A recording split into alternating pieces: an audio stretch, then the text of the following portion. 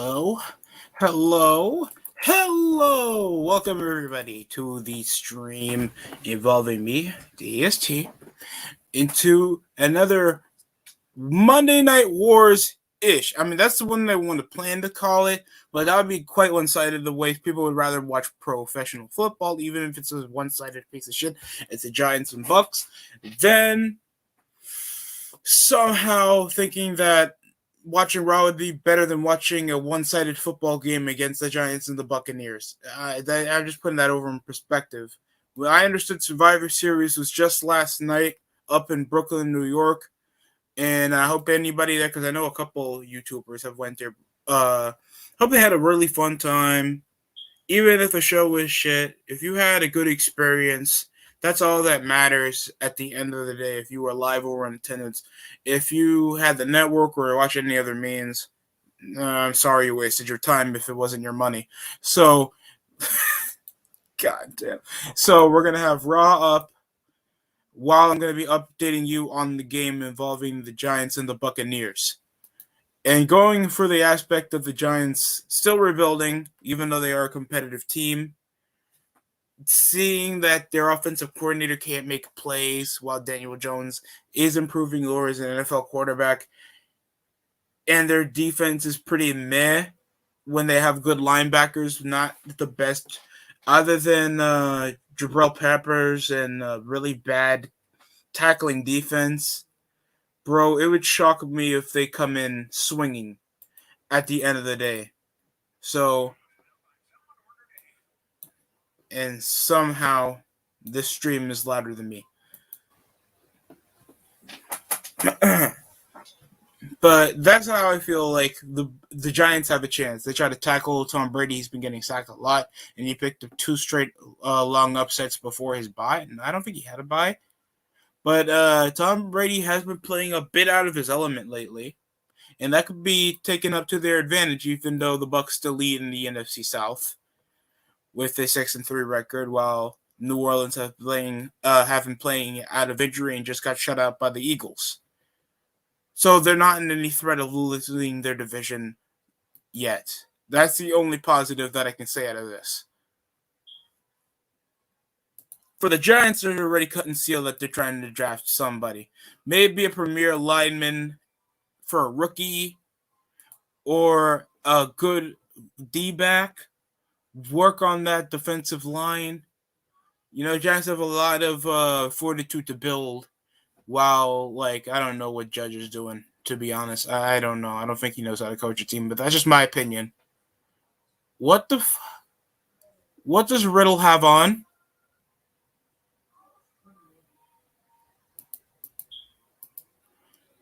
It looks like they changed up the graphics for Raw tonight. And it's going to be Lashley versus Dominic and Rey in a handicap match. You guys excited? And Finn Balor pointing his tiny fingers. They're going against Seth Rollins in a great work rate matchup. Just to know that these guys fought for the titles make me sick. I'm talking about the world title, the Universal Championship, and now Finn Balor's back to mid-card for possible life. Until they find a reason to be like, how can you put Finn Balor on? Because he's boring. Did you see that shitty super kick that Carmella just did? So we have a tag team match for the women's tag titles involving Nikki ASH that they gave the stupid special graphic to because they're giving Nikki ASH way too much screen time. What the hell does Riddle have on? At least he's sort of in that MMA look. I mean, he's wearing leg and arm tape with some type of tights. 1, 2. He looks like a Italian featherweight pedo with the way he looks. I don't know what the hell that's supposed to be. So what's going on in the stream, whoever is commenting? Love to hear what you guys have to say. Trying to get him over in a fireman's carry and another pin attempt by Ziggler. Football will start in another few minutes, so I'll try to get that starting up. And best way to try to get, if you guys are stuck with the next gen console, I would say I would, suck up my pride, and even if you don't want it, you don't need it, or you never wanted it to begin with, go to Best Buy and get a Series S. That's the most I can say. That's the most I can say, and I'm sorry, but deal with it.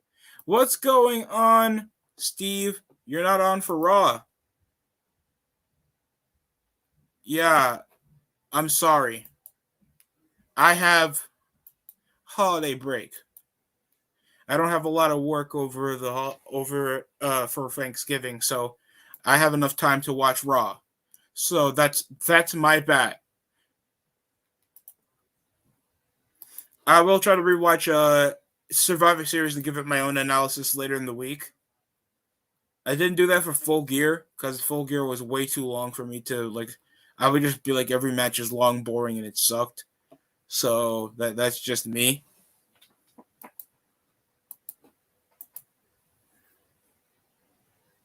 Screw Raffle. Oh, that's nice. Wasn't the best one, but that was nice. Riddle's just like some Italian pedo. I don't know what's going on. He goes over to the ropes. At least he looks like somewhat of an MMA fighter. I mean, he doesn't look like a tough one. Doesn't have any muscle. Doesn't look like he hasn't got punched in the face in his life. Sure, there's Dan Severn that had some no charisma to fill up a shot glass, but at least he looked like, okay, I don't want to mess this guy outside of work. So Raw can fix their logo. I mean, they made it look a lot more glossier. The stage looks exactly the same thing with that late WCW like Starlight little bat. Oh god, and Riddle got super kicked. Riddle, look at my ball sack right now. Is my ring erection okay?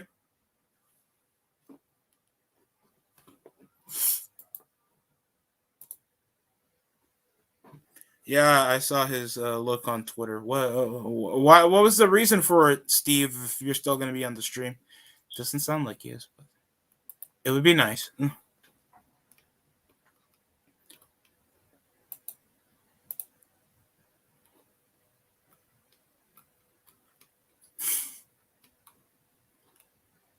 Damn, it sucks, dude.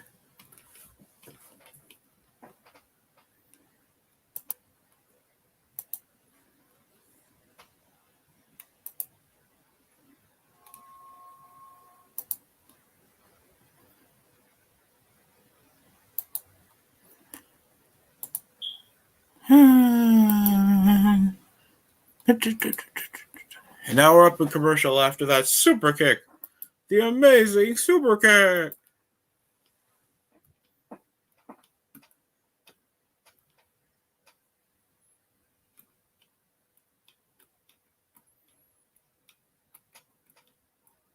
$600. $500. Is that a... Oh, it comes with a... The goddamn... Your hopes and dreams of getting a Series X, dude.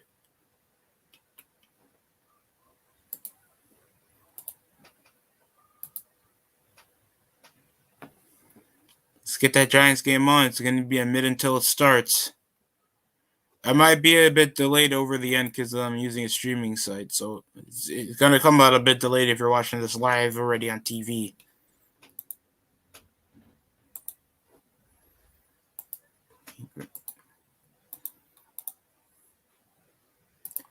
Because I don't use cable broadcast. I don't have cable in my room, so I got to deal with what I don't have.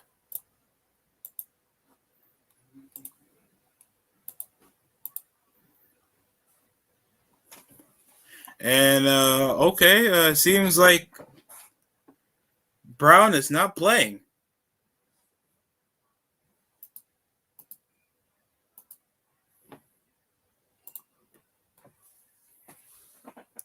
And good yard position for Tom Brady. Giants whipping up the OG little 90s white uniforms where they always look good in. And it's a first down for the Buccaneers over Brady. And that Buccaneers fan doing the tomahawk chop, even though it looked like he was just shouting, "White power! White power!" That's what it looked like. Sorry if I offended certain Caucasians, but that's what it looked like. Single backfield, and they're going to hand it off over to Leonard Fournette. And yeah, you see what happens whenever you let good players walk Jacksonville? Like Jalen Ramsey's already getting great stuff over in LA. And Fournette is a Super Bowl champion. And that's against the guy that used to play for the... Is that Byron Leftwich? He was in the 2003 draft class. Oh my God, I feel old for remembering that. He was in the same draft class as Carson Wentz. That's crazy. There was only one Hall of Famer in that draft class, shockingly.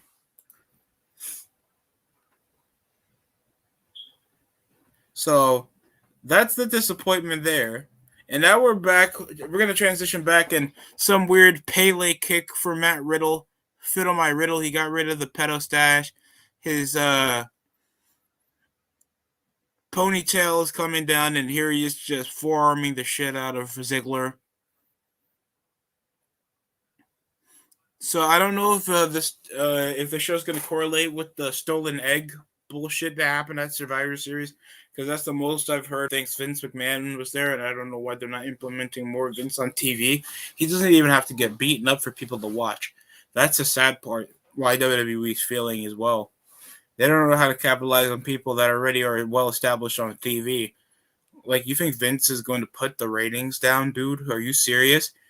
And look at this, Riddle again ripping off Orton's move. Like, that's cool. Like, what is he doing? And Orton's okay with that. That's the sad part. And he tossed him outside the ring. And there's the Faymaster. 1, 2, ret. Near fall. No one cares. Yeah, guys, instead of spending time with your family, getting ready for the holidays, doing something nice with your life while possibly you're in a holiday break, no, you're watching Monday Night Raw. And for that, you don't have my respect. Riddle obviously in pain, still suffering over that mustache loss, and now he's looking like an MMA Tarzan getting ready for underwear modeling. I don't know, what does he look like right now. His look does not scream MMA fighter. He just screams surfer dude, just had to do MMA for like one time. How the fuck is that supposed to hurt? Like, you launch a knee and you drop it over, you put it near his head, and then you just plunge it downward. Like, how's that supposed to hurt, bro? Oh, look at the work rate.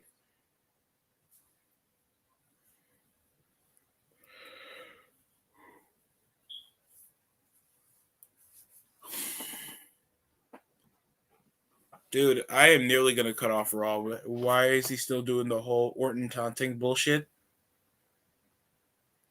RKO. Riddle just did the RKO. 1, 2, 3. Are you kidding me? I want to die so bad right now. But we're not going to do that because, damn it, football's not.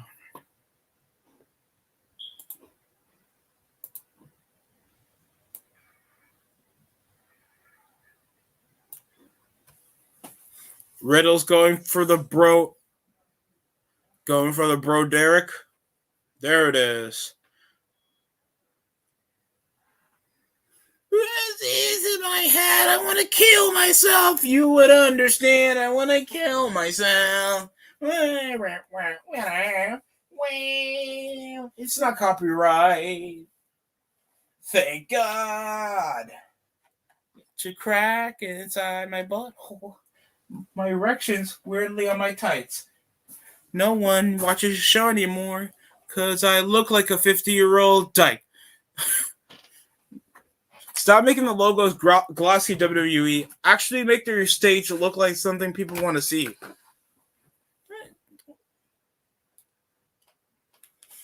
I hear homos going. Who's that giant? So stupid. Oh, by the way, Buccaneers score off their opening drive with only 11 to go in the first quarter. And Saquon Barkley returns off injury. Only averages 17.9 points per game with his 292 yardage. Yeah, obviously with Saquon Barkley, since 2018, they have been a better offensive team with their improved running game. DeAndre Booker, he's not even been a terrible halfback. Their receivers just been shit. What's going on?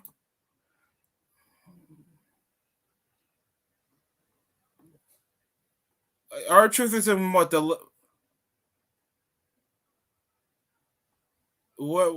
did he just go into the women's locker room?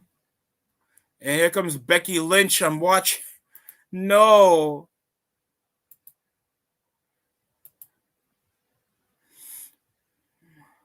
Blow to a Studio 21. This is building, so I stole an egg. Darn it! I did eat it. Wait, what's wrong with you, CR? Our truth might have an egg. Oh, is it because he's black, CR? Huh?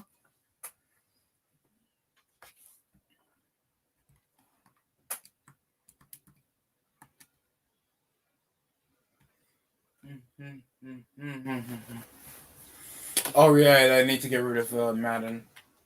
Give me a second, people. So Becky Lynch, she won at Survivor Series, right, guys? CR, I'm gonna ask you because you seem to be the only one out here right now. No one cares about the rivalry of. Oh my God, what the hell is that hair for? It's like Charlotte Flair's first time in a rap album, and you get that. Like, dude, I don't want to see that. Children don't want to see that. Chris Benoit doesn't even want to see that. You even make Chris Benoit want to die, Charlotte. And just knowing people think this is like equivalent to Becky Lynch and Charlotte Flair is equivalent to Randy Orton and John Cena. It's like, okay, you know who these people are. Yes, they've interacted many times, but are you really gonna care over like Edge and Cena or Orton and Triple H? You know, feuds that you know and that are way better and more rewatchable than Orton and Cena.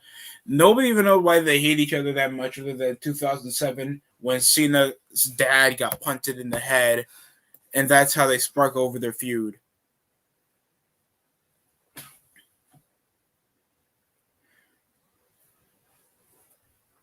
And why does it even matter? Who's this screaming Asian referee that they got, bro? Oh, she said bitch. She said bitch, kids.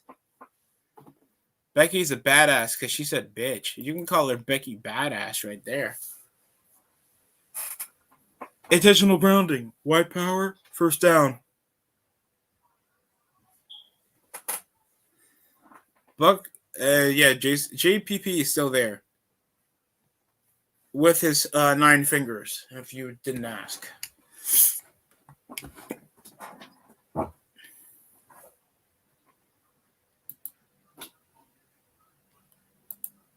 I'm still going to put that up. Jesus Christ. Motion's out. Play action. Saquon Barkley. Daniel Jones up for the chase. Rolling up the pocket, and he throws it out over Acosta, not losing yardage off a 2nd and 10.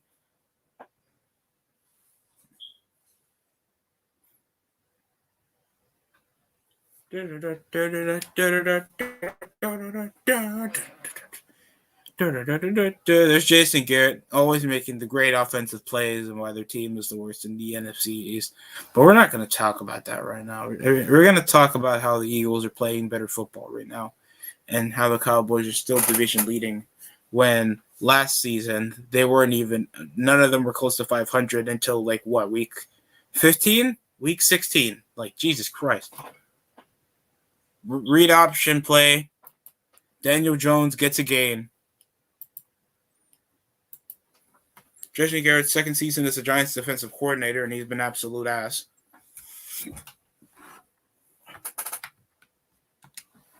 3rd and 4, Devontae Booker, Evan Ingram, Darius Slayton, Galladay, and Kadarius Toney. People thought we're going to be a straight contender. Daniels now shotgun in a 5-wide set, and he'll launch over short in an out route where it goes in good for Evan Ingram. First down. I'm just here so I don't get released. I'm just going to sit out my contract. Please do not blame me when I say that I think many players on the Giants are waiting for their contracts to expire, or at least making sure that they don't waste their careers.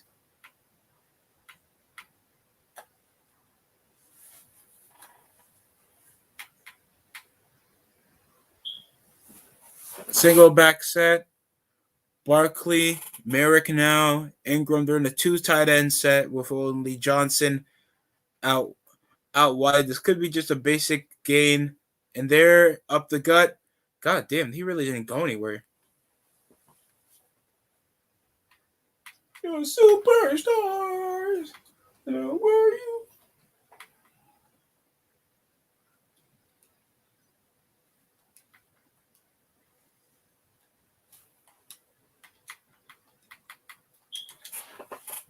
Just come to think about it, I would think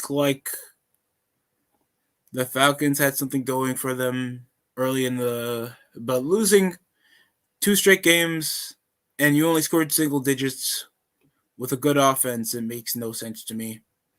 They're trash. Panthers have been playing well since getting back Cam Newton, but they're still going to be trash. Just the lowest excuse for the freaking Buccaneers to still be in the top of their division. Tom Brady just had to murk everybody. That had to be a good talent. That's how it works, right?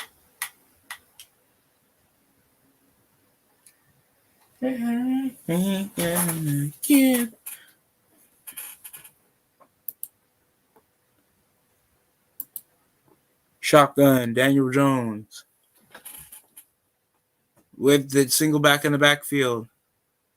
And that'll be pass interference by the Buccaneers.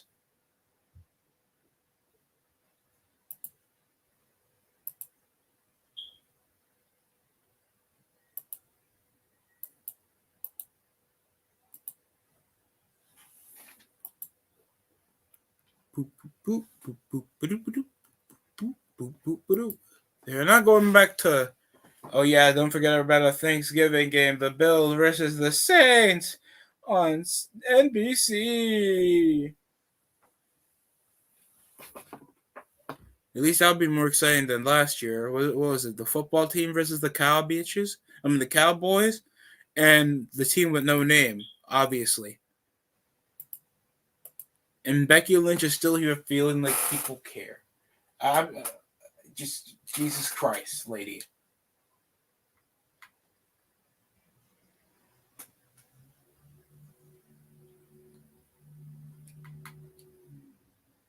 You need to keep moving. The devil's on my hand.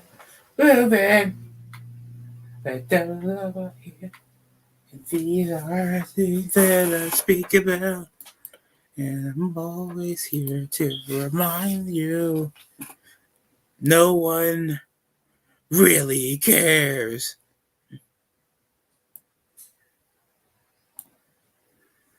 Oh my God.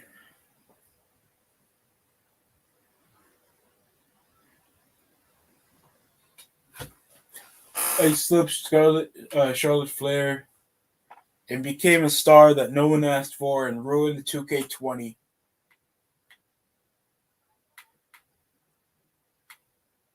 David Benoit.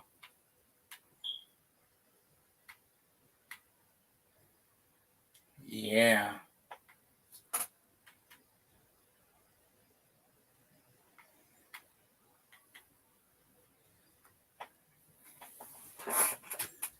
Yeah.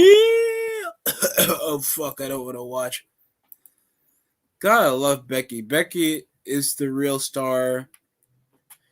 Is a real star than Dwayne Johnson. I don't know. People were still talking about Well, people were still talking about that stupid commercial The Rock did, other than the stupid promo Becky Lynch is doing right now.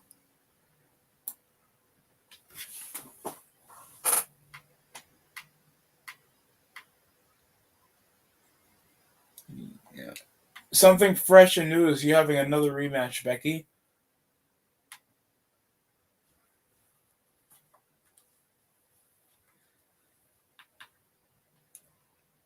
Rhea Ripley.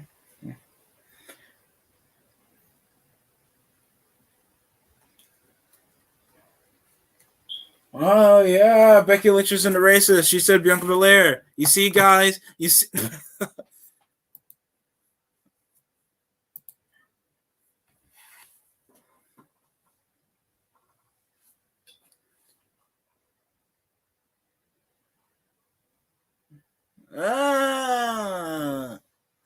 Becky Lynch. She doesn't respect the opinion of the WWE universe, John.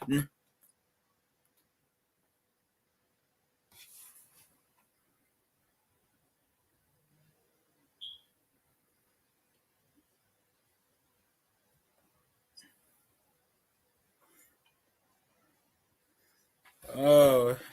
Oh yeah, the fans. See, I'm gonna ask you, like, did the match suck with the women's Survivor Series tag match? Becky Lynch is berating them.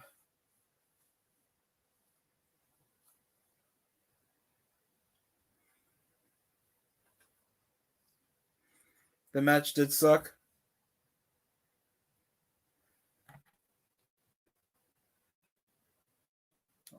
Uh,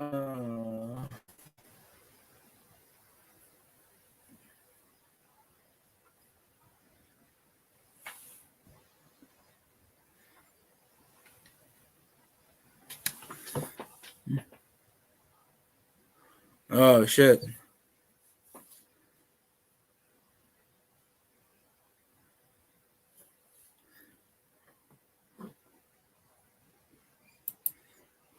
Until you lose it to Charlotte the next week on Raw.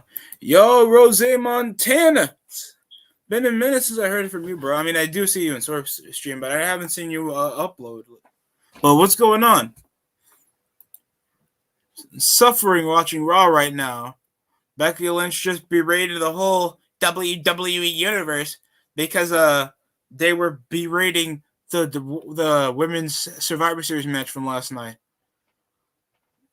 And Becky Lynch is calling Liv Morgan the underdog, and she's not going to get a chance to win the title. Every storyline involves an underdog. Bianca Belair, and she wins. No, not really. Wait. So you guys showed clips and pieces of the women's match involving Flair and Becky Lynch, but you're doing full-length replays on who won that match on pay-per-view, and Bianca Belair wins. Awesome. We know. I'm just doing this so I don't do a review and ruin my holiday week. Rose, I swear you would understand. Tom Brady, after getting scuffed like an old pair of J's on the Washington football team, obviously made him somewhat suicidal, and if he lost to the Giants, he would end it right there on the field, ladies and gentlemen. But they currently, the Buccaneers do lead. And Bianca Belair is still waggling her hair like she doesn't care, like a 4-year-old little girl when the first time you ever give her little braids. That's what Bianca Belair behaves like. This is a grown woman doing something possibly your child does. Like she's dancing around twirling her one ponytail. And they're just coming around. They can't create their own signs, people. This is possibly what WWE plants out when you can't come with your creative sign, because they don't want the PTSD of calling Shawn Michaels a fag, because if you did, you would possibly get canceled somewhere. Giants leads 3-7 with only 4 minutes remaining in the first quarter. And it's back over to the Buccaneers on offense. Saquon Barkley's back. And here comes Gronkowski, motions out, and it's a handoff. And it's a gain of at least 5. That's Leonard Fournette getting a decent gain.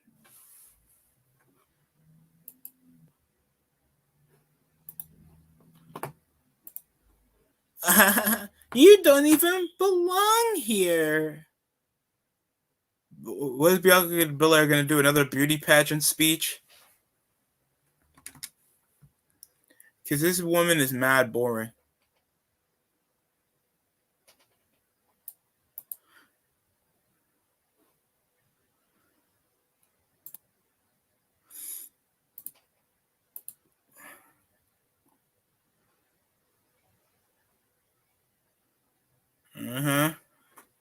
Why don't you just call her fat, Bianca? I know you would get better heat off calling her fat. Just call Dewdrop fat. You don't even go here. The weight room, you don't even go here. Because I'm the... Oh, another fat woman. Never mind, it's Tamina instead of Dewdrop, ladies and gentlemen. So get ready for instant disappointment, like my father.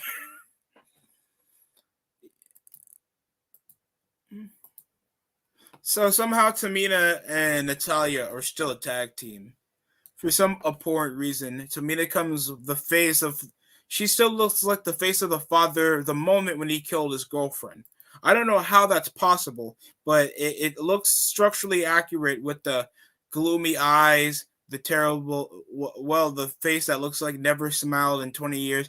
That's what it looks like, people. That's the face of a murderer. Tom Brady currently is without an incompletion, going 74 yards without an interception, and with 1 touchdown pass. It's still the Buccaneers ball, but they're not letting Leonard Fournette play over the snap with under 2 minutes remaining. Tom Brady's going to pass, and it's a gain for Gronkowski. 69. You can't put that on this jersey. Fucking immature weirdo. Tamina looks a little bigger. She's been looking bigger for the last 4 to 5 years, dude. Since she joined Team Bad, I knew she got fat. Tamina, that's it. I'm out. Peace, Brooklyn. Oh, dude. The face of a murderer. Yeah, because that does look like the face of a murderer. Tamina, I don't know what part of the fan base wants to see Tamina, people. I don't know a person with only $2 in their pocket and they swear I never been in Monday Night Raw in my life. I just want one chance to go to Monday Night Raw, and you say I want to see Tamina. You're never bringing him to Raw because you're gonna ruin his goddamn dreams. Holy shit! Really? Wait, CR, are you also on Raw? I think I heard something about you going to Survivor Series.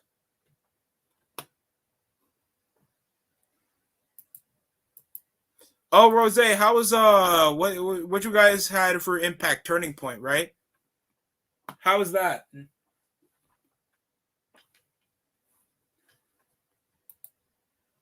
You can get this $11. You can get this $11 bike. You can get this You can get this $100. You can get this $1,000 washing machine. Oh, I'm sorry. I call that my wife. Oh shit.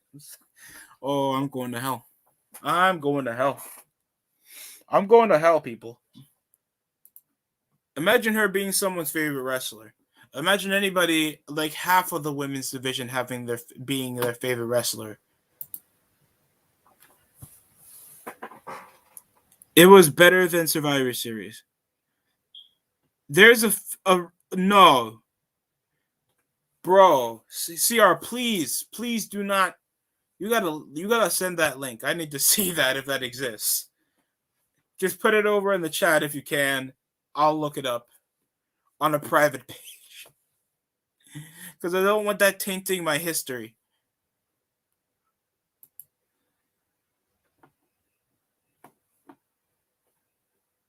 showing you a bit of hockey. If you guys are white, without any athleticism, and you want to waste your time seeing guys skate while hitting each other, watch hockey. So we're going over, for most of the fans, we understand the 3-hour show, so we show Tamina in the ring so you guys get an automatic bathroom break. That's how it works, right? Call an elbow tie up. Oh, Team Raw. Didn't Team Raw win all of the matches on Survivor Series?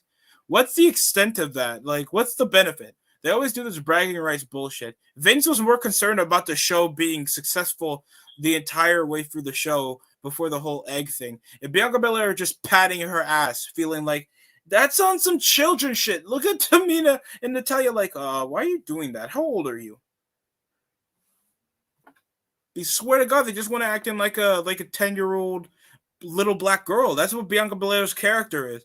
She has the athletic gifts. She can talk. She has a good physique.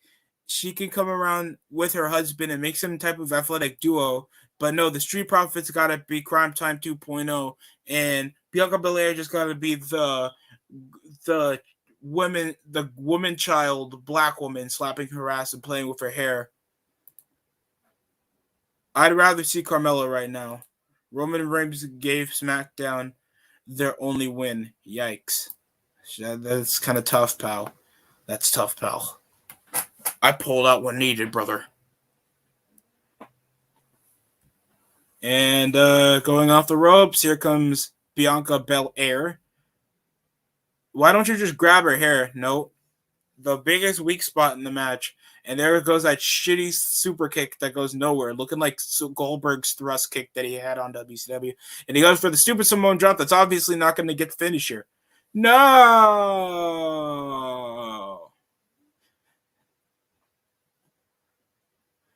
Natalya's trying her best to show that she's not in her 30s anymore, even though she still is not in her 30s anymore. Trying to look like some type of housewife for a show that nobody have seen yet. Oh my God. Nakamura won the pre-show by DQ. That is sad. I forgot that Nakamura is the what? Is he the Intercontinental Champion still? I have to ask because they've been doing nothing to make that belt look legit.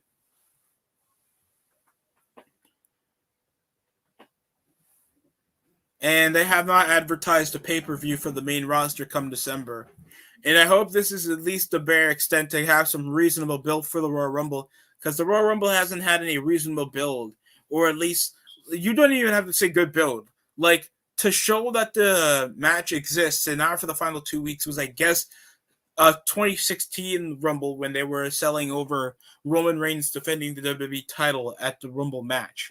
And at least I had some extent for that, so I could get some unpredictability.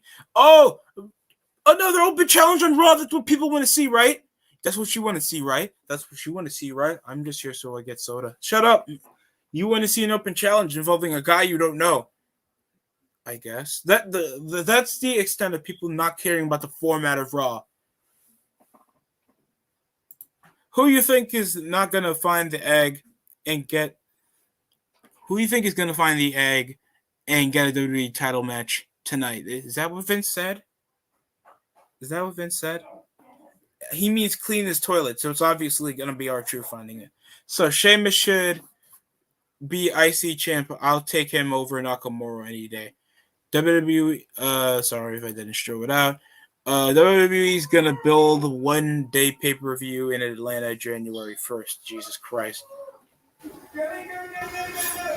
And second, I'll take Sheamus as well, because at least Sheamus is a bit more, open to the factoid. And we had 2 women's segments that the bare minimal had to care about. You know how much people are disinterested over the Bianca Belair matches because they always got to pan over sections, never like widescreen and show the ovation of the babyface picking up a victory. No, they just pan over the camera and go over in sections. Nobody cares about Bianca Belair winning a match. It's coming from a black guy saying this, by the way.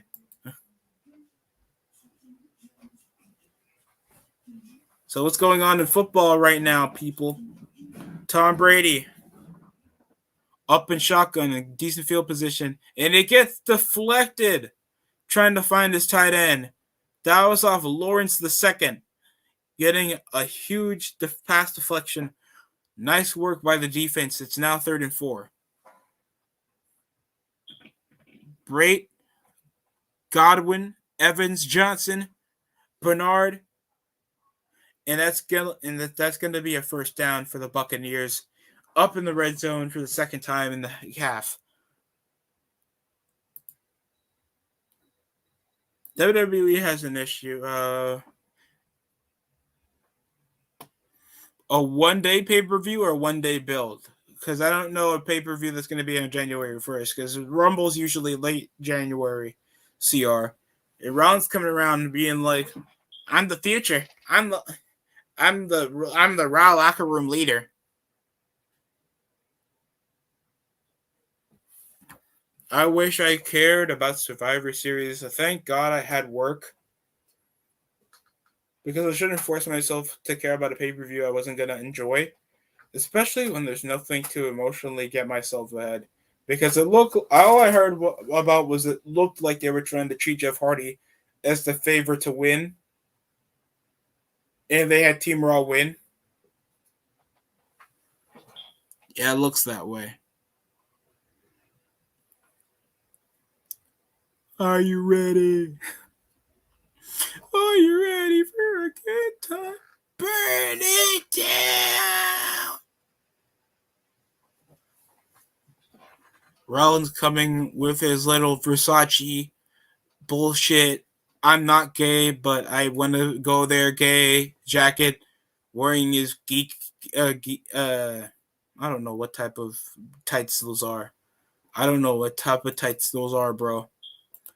What's going on? Cineville Productions. My boy Seth, I swear, CR, if you say that drip, CR, I never ban anybody. You're getting there, though. Oh, I'm messing with you. Damn you,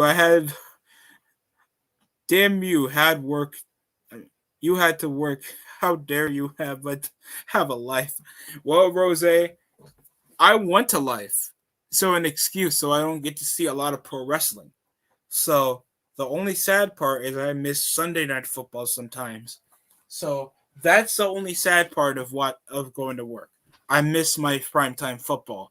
Other than that, I don't give a shit if I miss WrestleMania, because they're showing me a lot more CGI when you can just transition and say Rollins and Finn Balor next on Monday Night Raw. You don't have to come around and show me the CGI bullshit when you're just a show.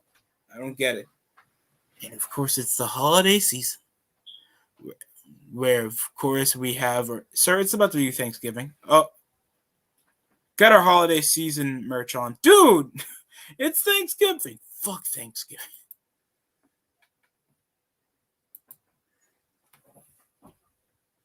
Mrs. Claus, bitch, where's Santa Claus? Why do a commercial and you don't have, the guy that people actually want to see? And that's no disrespect to Mrs. Claus. I bet she's a wonderful woman, but no one cares. You give me Santa Claus or you get the gun. Gotta go to Walmart to get the shit that your mother is already there for. Oh, you can even get your Shaq's kicks. If you're in food stamps, you go get the Shaq's basketball sneakers.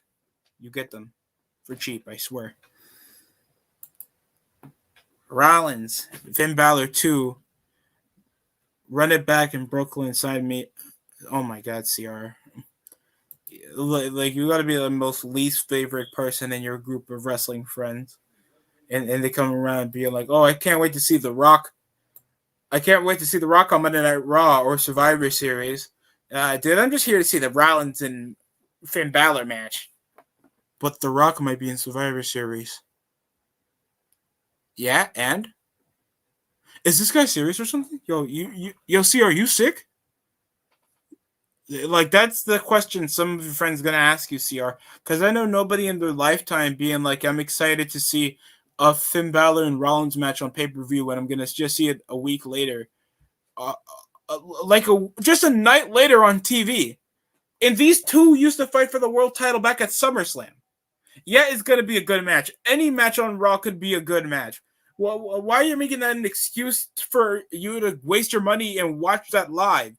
You hear The Rock is going to be on Survivor Series or Monday Night Raw, and you get to see Doudrop, Tamina, and Balor and Rollins. Like, that's just a suicide note off the card itself.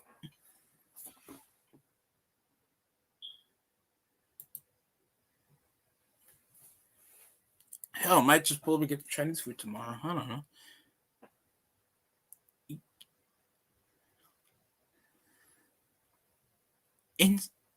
Instacart. Yo, is that guy from Empire? That terrible show that got controversy because one of their actors come around saying that they got assaulted in a 7-Eleven early in the morning? Hey, you that gay black guy from Empire. I just wonder one person that's going to complain about that. Daniel Jones, skill players off last week, off a career high 402 passing yards. Saquon Barkley with 2 rushing touchdowns. They do have key offensive players, but sometimes the receivers can be mad inconsistent. Buccaneers only scored a field goal. We only have 11 minutes remaining in the second quarter. Motions out Galladay. That looked like he wasn't even set for what he was doing. Catches the ball and he only gets 3 yards. YTC must be pissed. But at least they can just score a touchdown and they're back in the game, so it doesn't really matter. And next we got Dominic's son that looks like he just came from playing Warzone and Familia, Rey Mysterio. Familia. And don't forget the match that everybody asked for, Rhea Ripley and Nikki ASH versus Carmella and Zelina Vega for the WWE Women's Tag Titles. Yeah, obviously. I wouldn't care if somebody gave me some Impact Wrestling news at this point if this is the case. I need to be exited by paying. I need to be excited after paying a ticket to see Doudrop and Tamina, and I want a refund. I'm not a Rollins or Finn Balor fan, so I can see them in the match again. CR, your Jets suck. Just deal with it. Take your L and be like the real Jets fans. Somewhat suicidal. But you're young. So I'll give you an extra 20 more years until you know that your life sucks because you're a Jets fan. Sorry, that's for people who ruin everything. I know he's an Eagles fan. For that, he needs to end it off the spot. Just for the history of his franchise, now winning a championship. How can someone become a Jets fan? First, they must sacrifice. They must sacrifice their blood. Second, they need to retract their genitalia, even the women, and they must get baptism from Fireman Joe.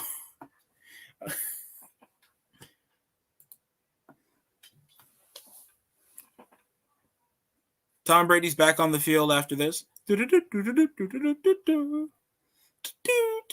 Tom Brady trying his best to try to feel like he created an Apple product.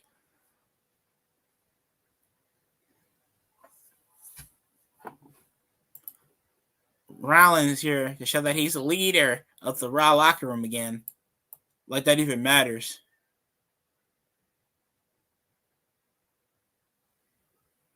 Oh, is it going over Kevin Owens?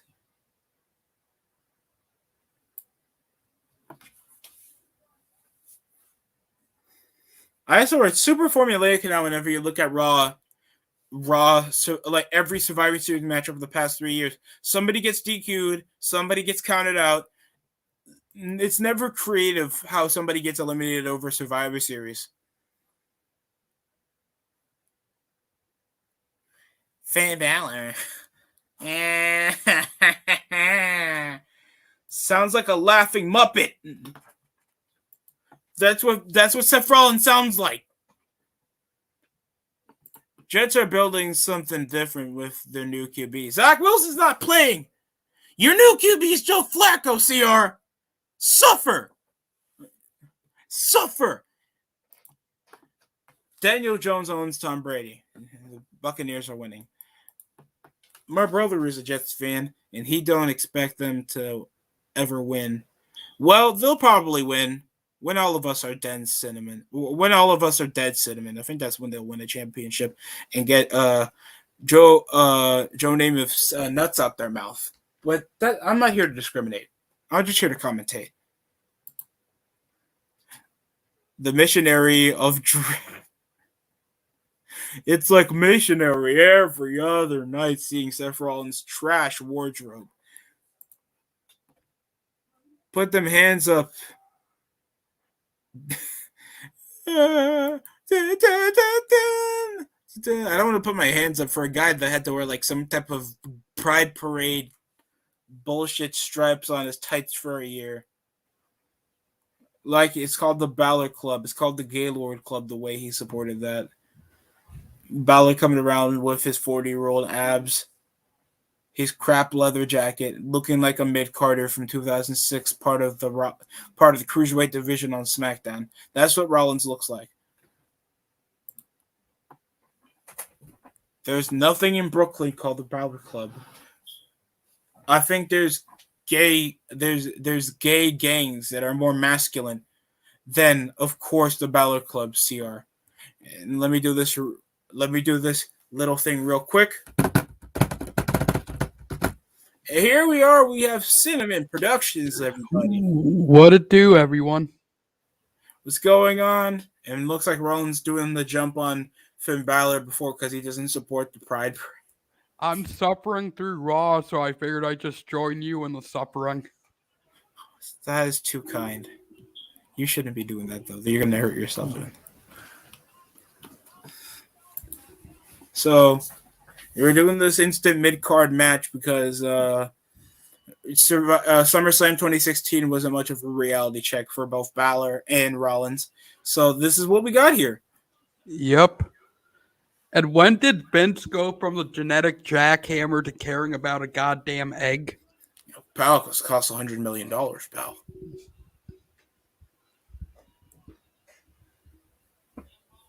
I don't even know people that would spend $100 million on a person than an egg. We call that the NFL and the NBA and probably the UFC. So I can understand the bare extent of Vince focusing on the cashmere egg for no apparent reason. Didn't he spend about that much for the XFL? Well, you see where that ended up. The USFL already is getting ready to kick off come next year, CR. I mean, Cinnamon. Sorry. Oh, wow. And yeah, I'm Cinnamon, not CR. Damn it, I'm being really offensive. Christian Baroro, what's going on? Always like your profile pics. So, we, of course, got a shitty episode of Raw. The UBS Center is actually nearby me, and they will be having Raw come the 29th. And there's a curb stomp already. They're having like a super show about an hour away from me soon, and I'm not even interested in going. One of my family members just sent me a link just to go to Ticketmaster because they're cheap and they don't want to get it themselves. When they have the idea already wrapped, it's like, oh, you buy it yourselves and go. What? Wow. So it's like, I'd rather get a job there and just go there free so I don't have to waste my own money so I can see a product that I already don't like. Exactly. I already was there. I still got my souvenir cup that I used to piss in whenever I have to do long streams because that's what Raw deserves. Yeah. When I was in middle school, I had a friend that knew someone that worked at Ticketmaster. They always got us tickets like half price. Oh, that's pretty beneficial. By the way, you guys, you know Trevor Lawrence, the NFL rookie, right? No, I haven't really been following much up on football recently. Well, he's the first round. Well, he's the number 1 pick from this year, and he looks like Rhea Ripley. Oh wow! He And I looks like thought Rhea Ripley was the man version of Rhea Ripley. Oh shit! Well, I mean, that's what she looks like. I do find her. I mean, I find her all right. She does have a good looking, fit figure, but like, she does look like a dude. Yeah, she does. Nothing against her. I think she's a great talent. She just is a little bit too much like a dude for me. Yeah, I mean, I mean, without like most of the like try hard metal features, she does look like an all right looking chick. Yeah. Like a good neighbor, State Farm is there. Get out my lawn.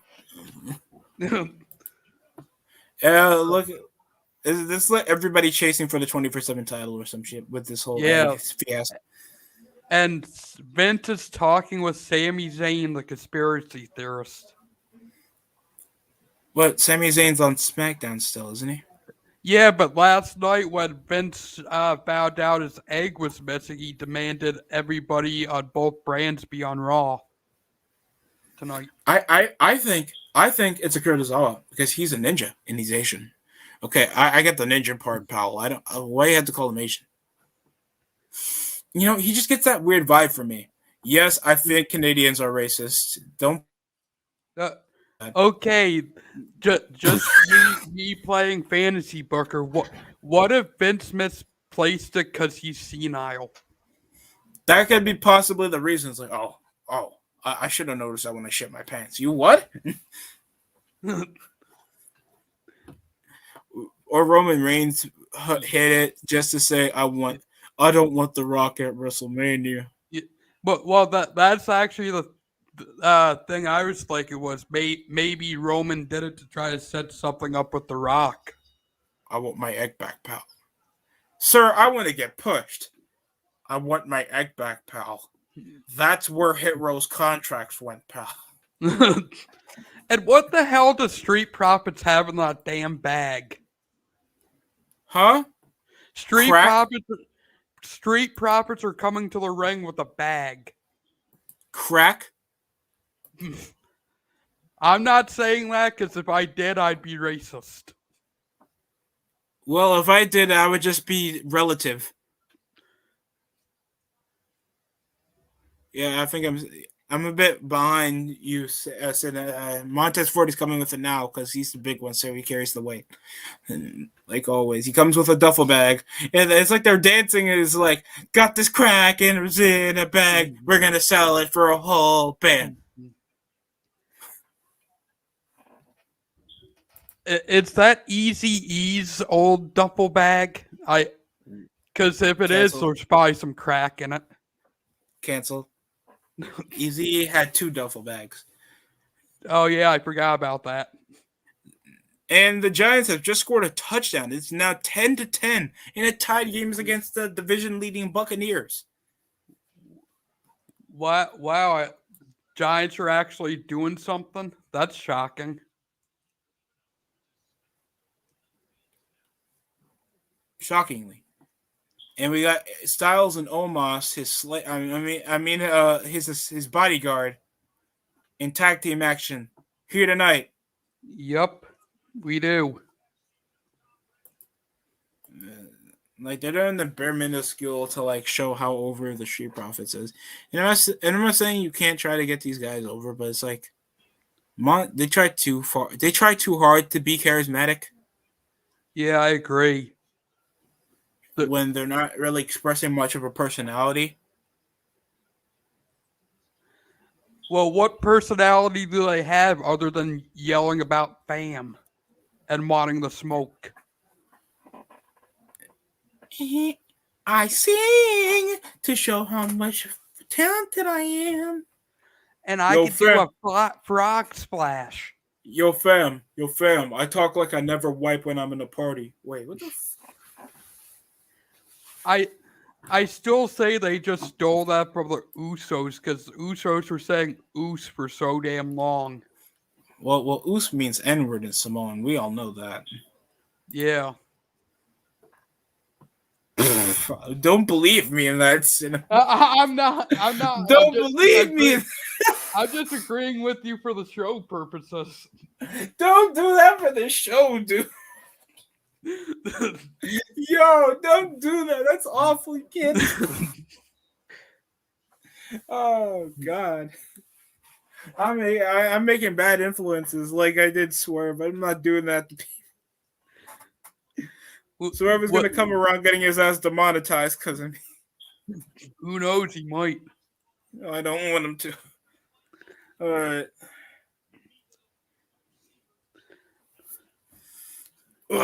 So of course, No Way Home is coming out soon.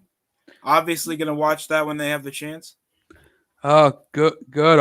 I'm thinking about watching it as well. Of course, going to be the most anticipated movie. Of course, a lot of it seems like some OG movie stuff is going to be there. Yeah, Brady just got a first doubt in the game. They're first and goal right now. Well, that's a lot of hopes and dreams for the. Oh my God, we're 4 likes. Oh, cool. Holy shit, I did not know that. Well, thank you for people who left a like. I should really pay attention a lot more when it comes to stuff like that. Or maybe I should stream more often so I don't have to hurt myself doing these reviews. But besides me thinking not to be a pseudo-masochist, let's continue with the stream.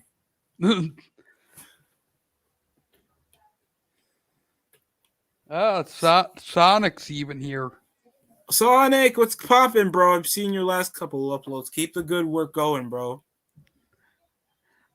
Sonic, what is with your EXE videos going around?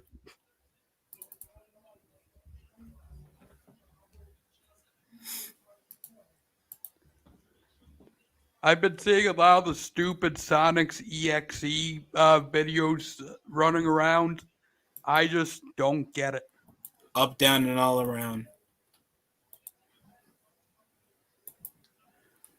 Sorry, that got over your head. It was a joke involving the games. Oh, yeah. It's been so long since I played a video game. Ronald Jones now up in the backfield. Hand off Brady to Ronald Jones. He got some room down the sidelines. He'll dive in, touchdown. That's going to put it now 17-10. Buccaneers take back the lead.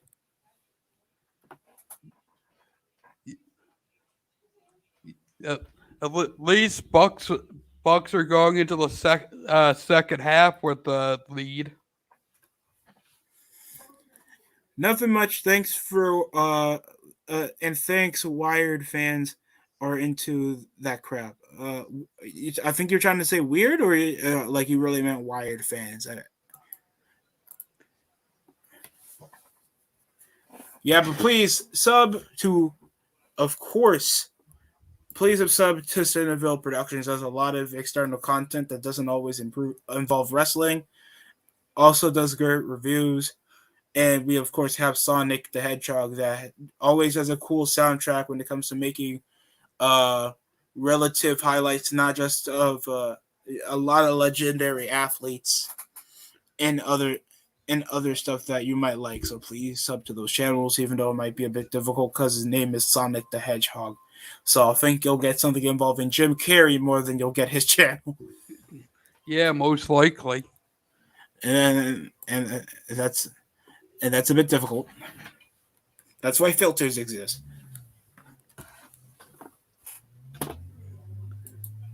Kevin Owens here complaining why he still can't lose weight. He's on the seafood diet. He sees it and eats it. Same diet I'm on. Oh.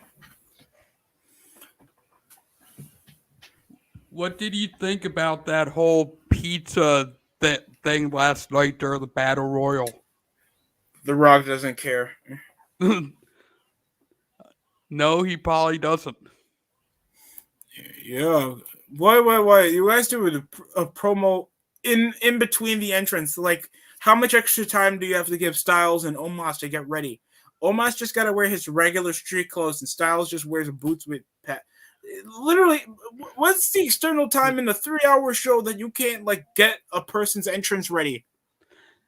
Shouldn't they Shouldn't they be ready to work before the show actually goes live?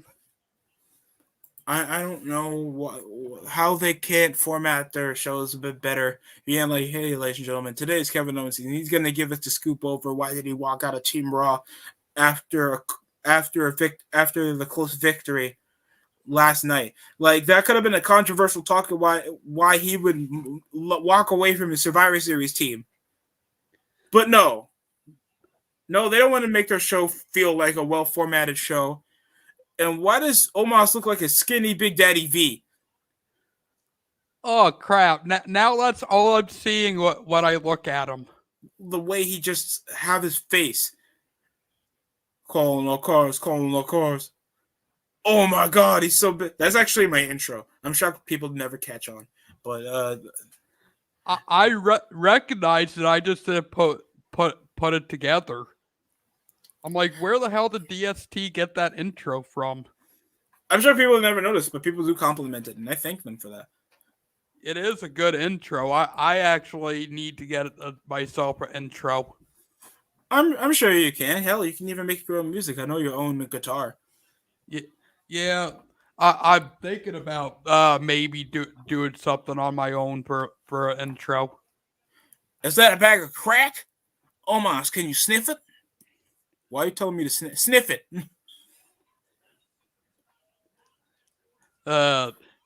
That's one thing you wouldn't have to tell me if it was in front of me. It's all copies of 2K20. Don't sniff it! Don't sniff! The man in the arena, Tom Brady, the Chronicles of Kissing Your Son in the Mouth, an uncomfortable number of times. They got all the extra Pizza Hut pizza from last night in that bag. That stuff went to Otis immediately. Otis is still in the bag. Otis is still in his bag. Or the commentary at least bringing up that could that be the cashmere egg or the Street Profits trying to bargain with Vince McMahon? They could do something like that. That would have been cool. Yeah, that's what I thought that they would do, seeing they were carrying a bag down, which they would want to negotiate with Vince over something. That would be a good idea. Here it comes. Why is Angelo Dawkins only wearing his T-shirt? Because he's fat. It looks like he's fat, and he's coming around wearing like mid-2000s basketball shorts, looking like the Morris brothers from the NBA. But enough of me being offensive and racist. Omos is in the ring right now, so we're about to see some legit black-on-black violence on live TV for children. Let's see it, people. When they were trying to set up the draft, I heard they wanted to split up AJ and Omos, but somebody on the Raw roster stepped in and made sure it didn't happen.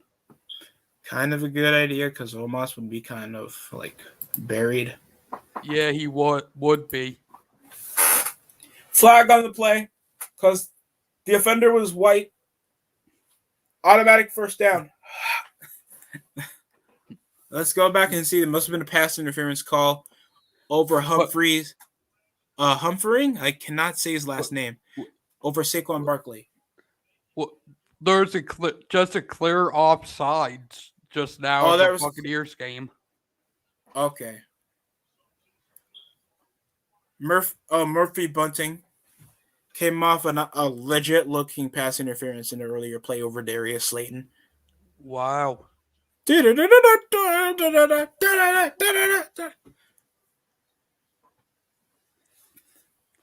forget there'll also be Thanksgiving games in the NBA if you still care.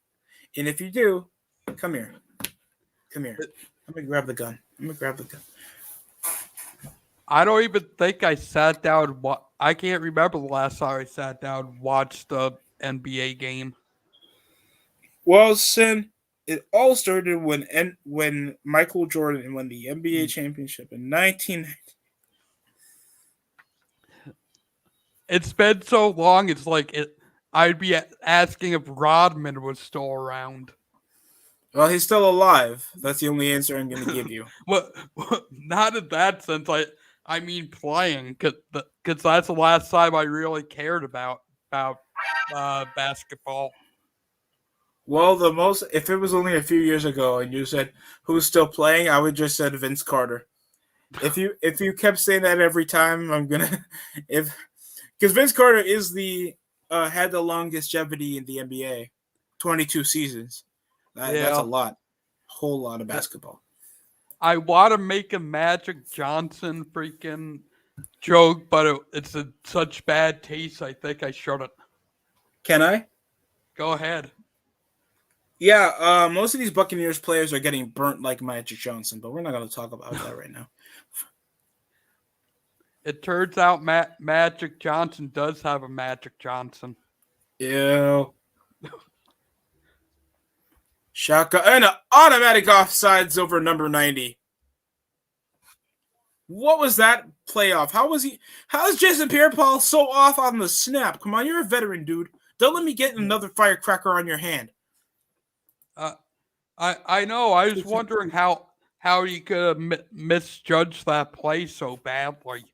That's what happens if you took a firecracker to the brain instead of the hand. That's what happened to Jason Pierre-Paul, and that is too soon. I am so sorry. Get the garlic butter bacon burger. What? That just sounds diabetic in a nutshell. It does.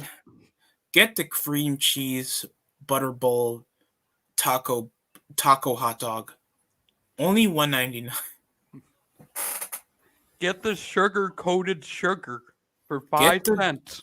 Get the bucket of cheese for only $1.09. Like you're honestly giving the extent of why Americans are getting screwed over. Yeah.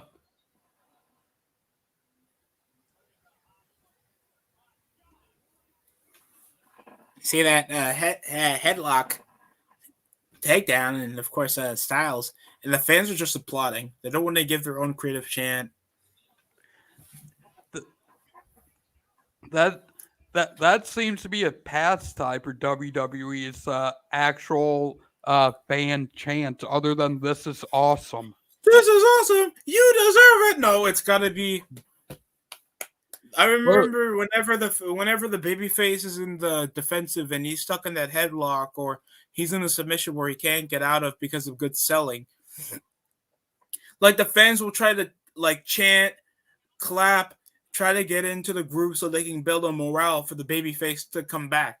That used to be a basic formula, and now they don't do that anymore. And it's like, why is that bad? Why is that a bad thing? That's a good thing.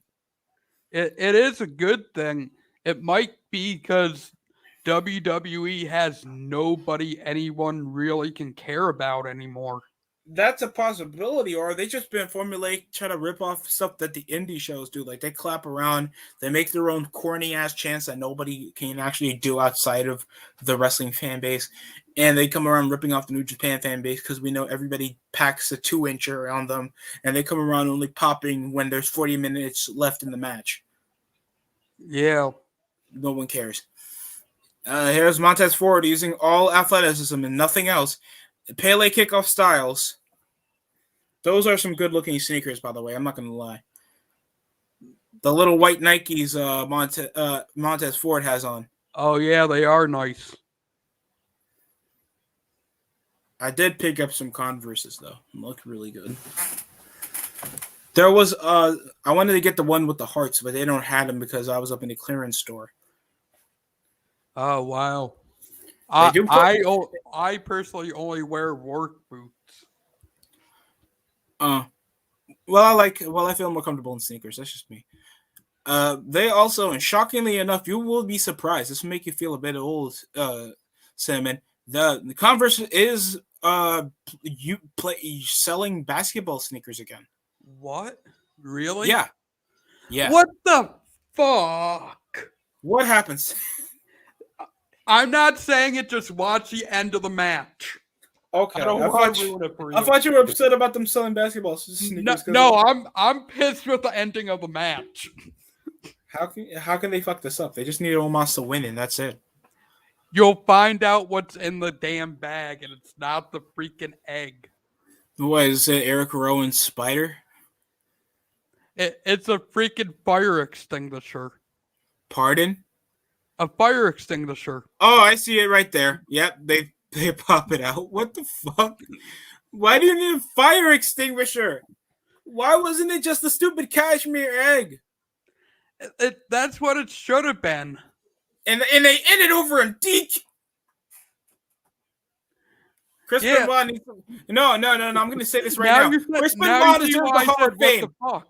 Chris Benoit deserves the Hall of Fame because of this. Now, thoughts on Alonzo Mourning and Eddie Jones. They were a really reliable front court back in the 90s. I'm not gonna lie. I would, like, for any other team, I would get Alonzo Mourning in. He was just that sizable big that had that longer wingspan, better athleticism. I think he was overall better than Eddie Jones. That's just my opinion. Yeah, I think he was a little bit better myself. And there's also Charlotte Landry Jones. Is that his name? No, Larry Johnson from the Hornets. You remember Larry Johnson? Yeah. The shocking thing is, he does spread a bit of a comparison. I was just thinking about this. Larry Johnson kind of sprung more of a comparison to Zion Williamson. Yeah, true. You heard of Zion Williamson, the guy on the Pelicans? Yeah. Now he's fat.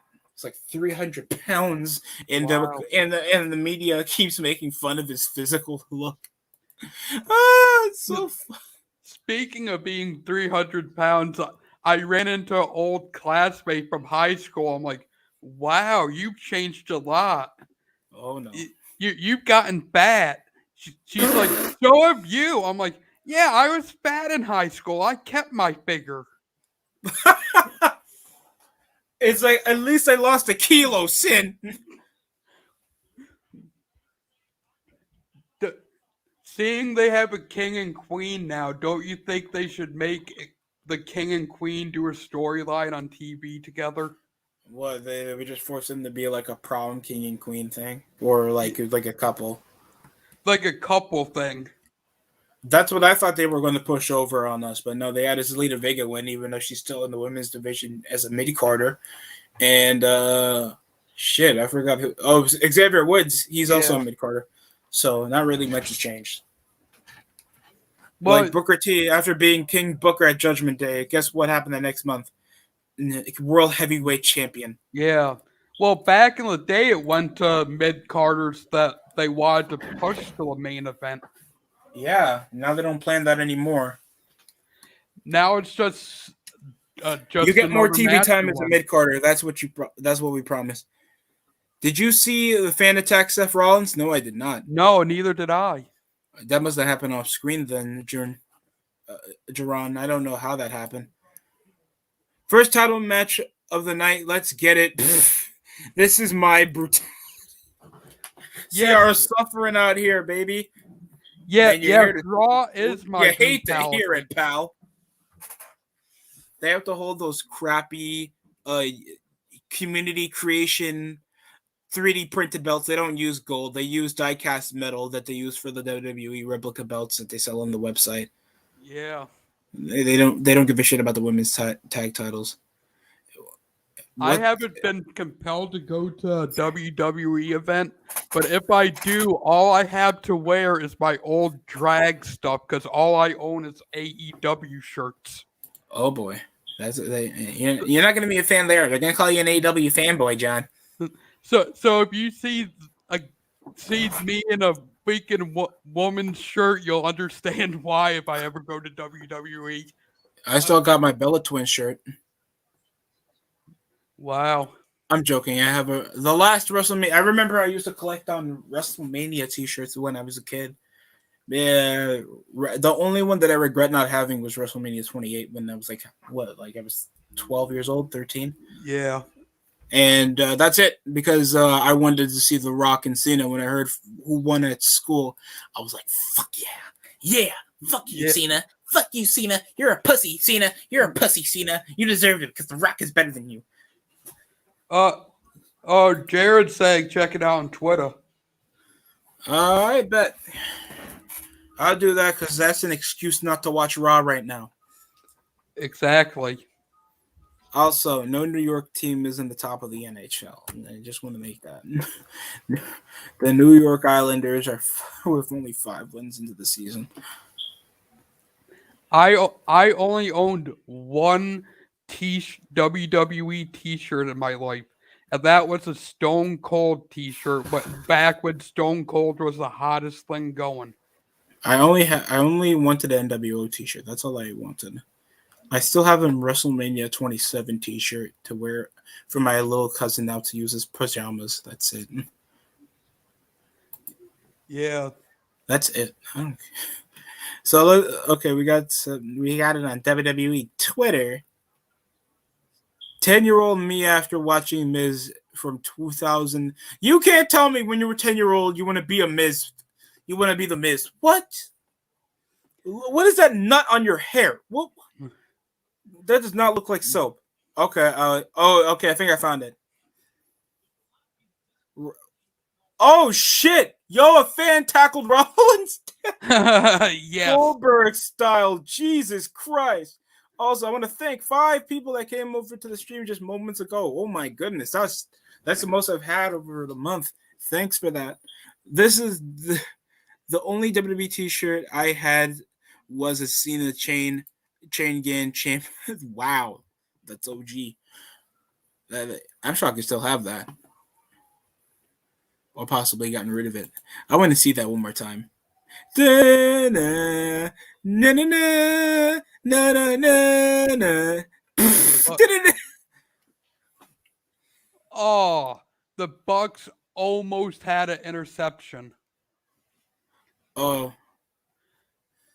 Oh no! Sorry, it was a missed catch. I thought it was the Giants' possession, but it's the Bucks.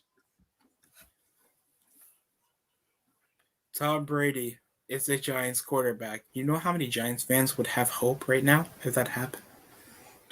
Imagine. Imagine hell freezes over and Brady goes to the Jets. Oh.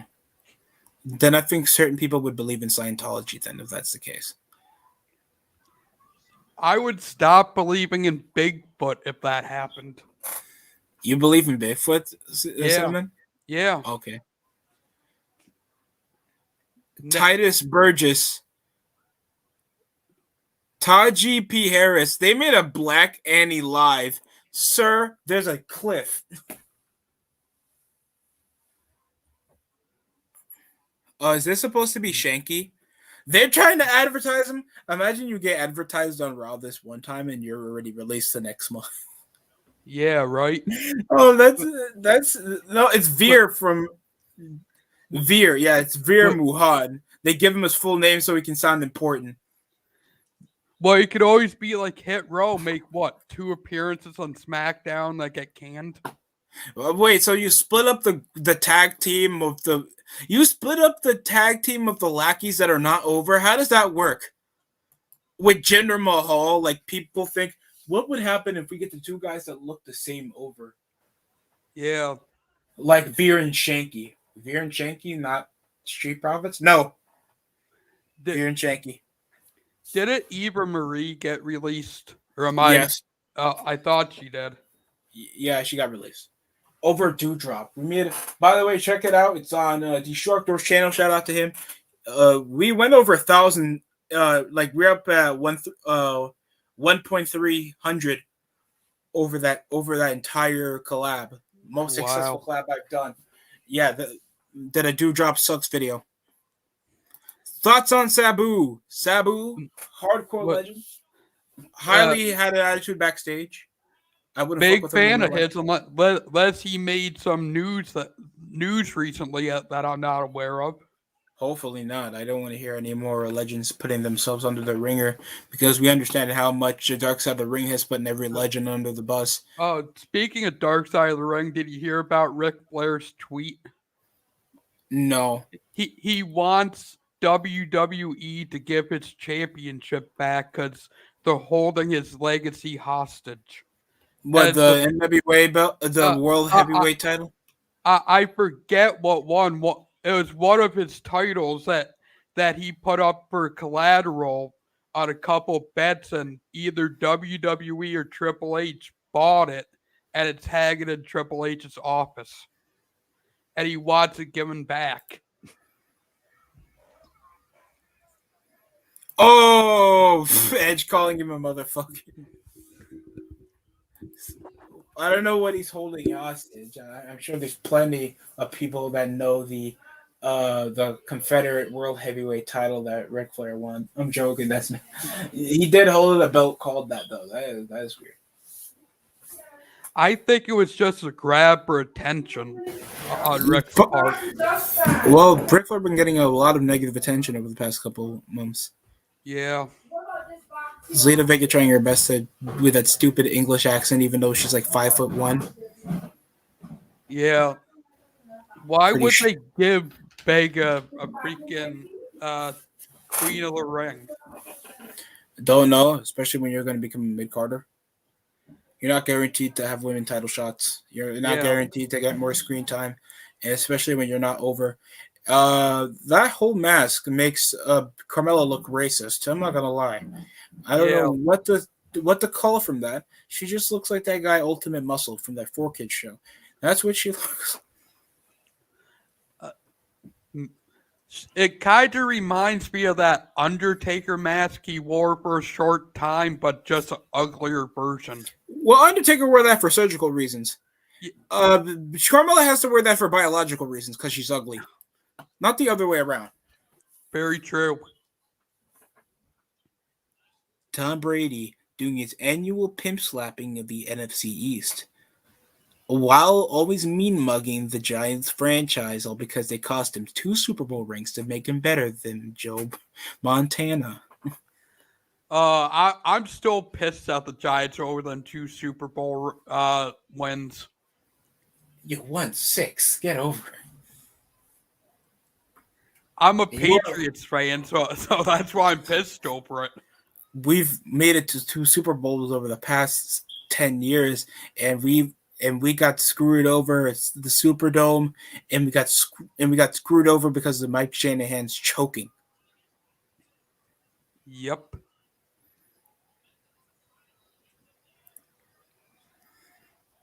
Flag on the play. Man spreading.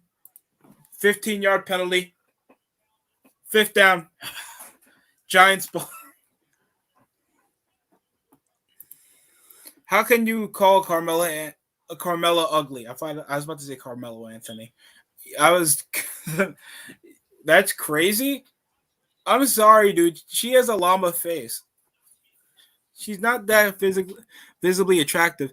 And this is like the reputation we're getting. Like these random fans coming around just being weirdos chasing. Why are they trying to do this?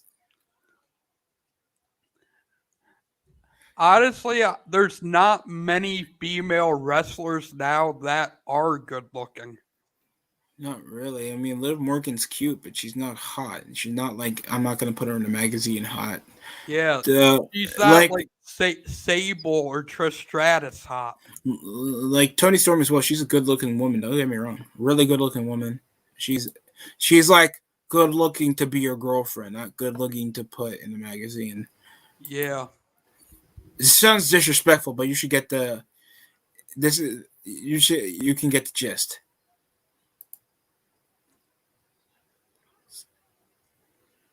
No, who the hell is this though? What are you talking about? The big dude in the entranceway? I do not know. Strowman probably going to Impact. I saw Bronson Reed on Impact on the last pay-per-view. Oh, yeah, I heard that Bronson Reed went to Impact. Yeah, rest in peace, Bronson. Yeah, definitely. The Iconics are there. No Way Jose somehow couldn't keep a job on Impact. That is all No Way Jose's fault, if that's the case. If you couldn't hold a job on Impact Wrestling, you don't deserve. He has a name called No Way Jose. How can you take him seriously? Hey, I'm No Way Jose. Get him out. Get him out. I don't want to hear it. I don't care what indie fed you came from. Get away from me. You don't deserve a contract. Get out. Get out. Carmella and Zelina Vega just won the women's tag championships. Super kick there with the worst super kick ever. Well, I think I'm about to see it right now. What I hear No Way Jose, I think of the original Full House, and I was a real big fan of Full House. You know what No Way Jose sounds to me? Pour that cocktail in my mouth. Do it. Are you sure? Are you sure it's a cocktail? Oh, Jesus. I should have thought of what I just said. I should have thought of what I just said. Kill me! And Zelina Vega just won with a roll-up. Is all her matches done. With her looking like a child. Yep. And, of course, No Way Jose sounds like a guy that would make a good cocktail. A good tequila shot. That does not sound like a man that could beat me up while looking cool. Carlito sounds like a guy that possibly owns a syndicate. Impact is like WWE retirement home. No, Impact is like that special ed class that you don't talk about. Yeah, the one that goes on field trips because they can't learn anything. We're going to Impact Wrestling, guys. I thought you said we were going to SmackDown. I lied. Wait, is Wrestle House coming back? No. Wrestle House 2? Why?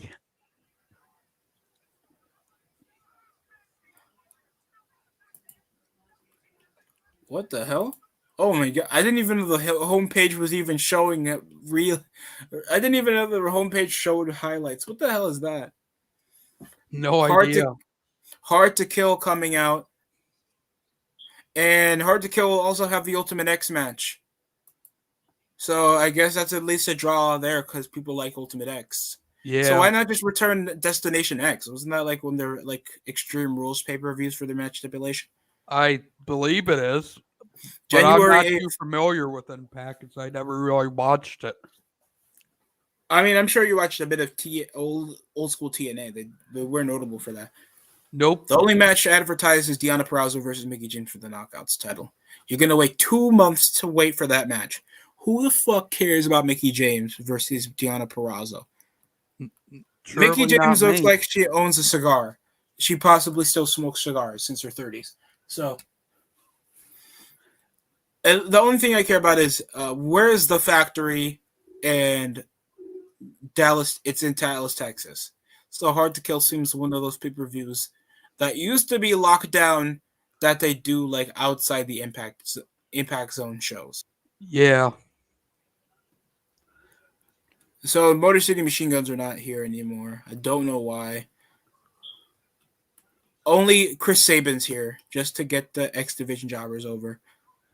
That's basically his only job. VSK, Big Kaz is there, but Enzo's on MLW. Don't know how that works. Just sign Enzo for Impact. And Jordan Grace wins their Internet Championship belt. Yeah. Yeah.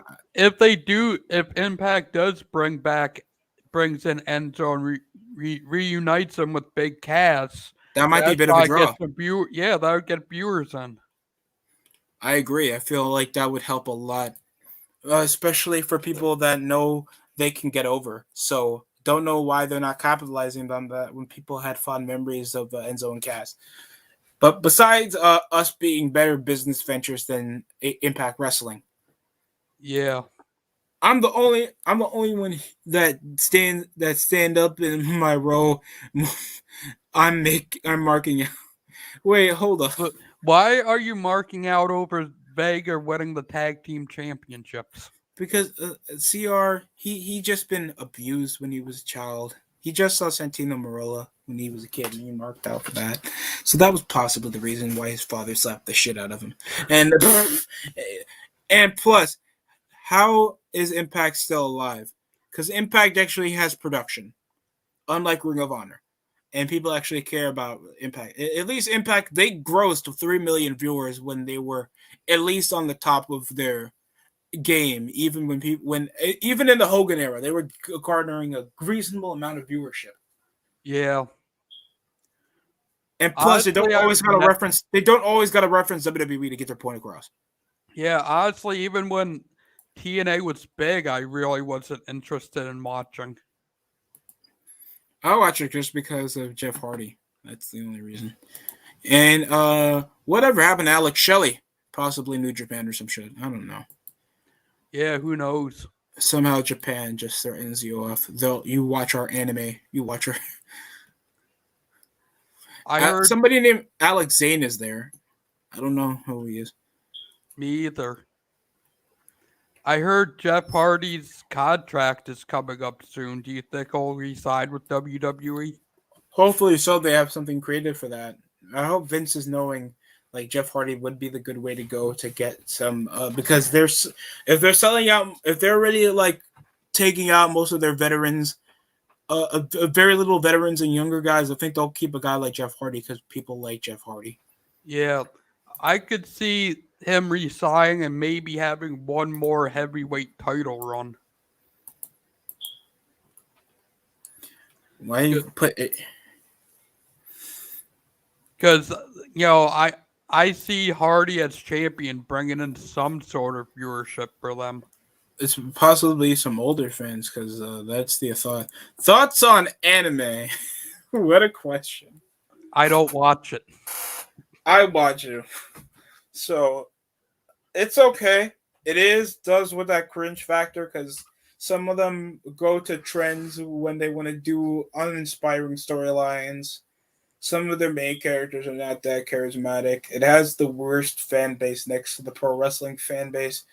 And it's a somewhat of a niche that somewhat is more mainstream than pro wrestling.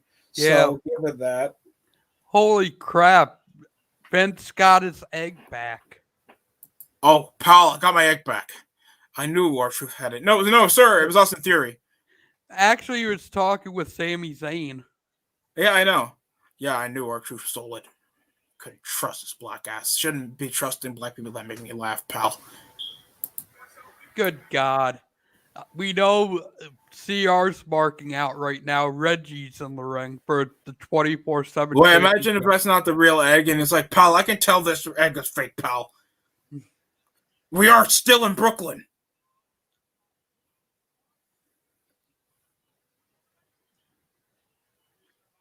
Oh shit, Vince is like, no one likes to snitch.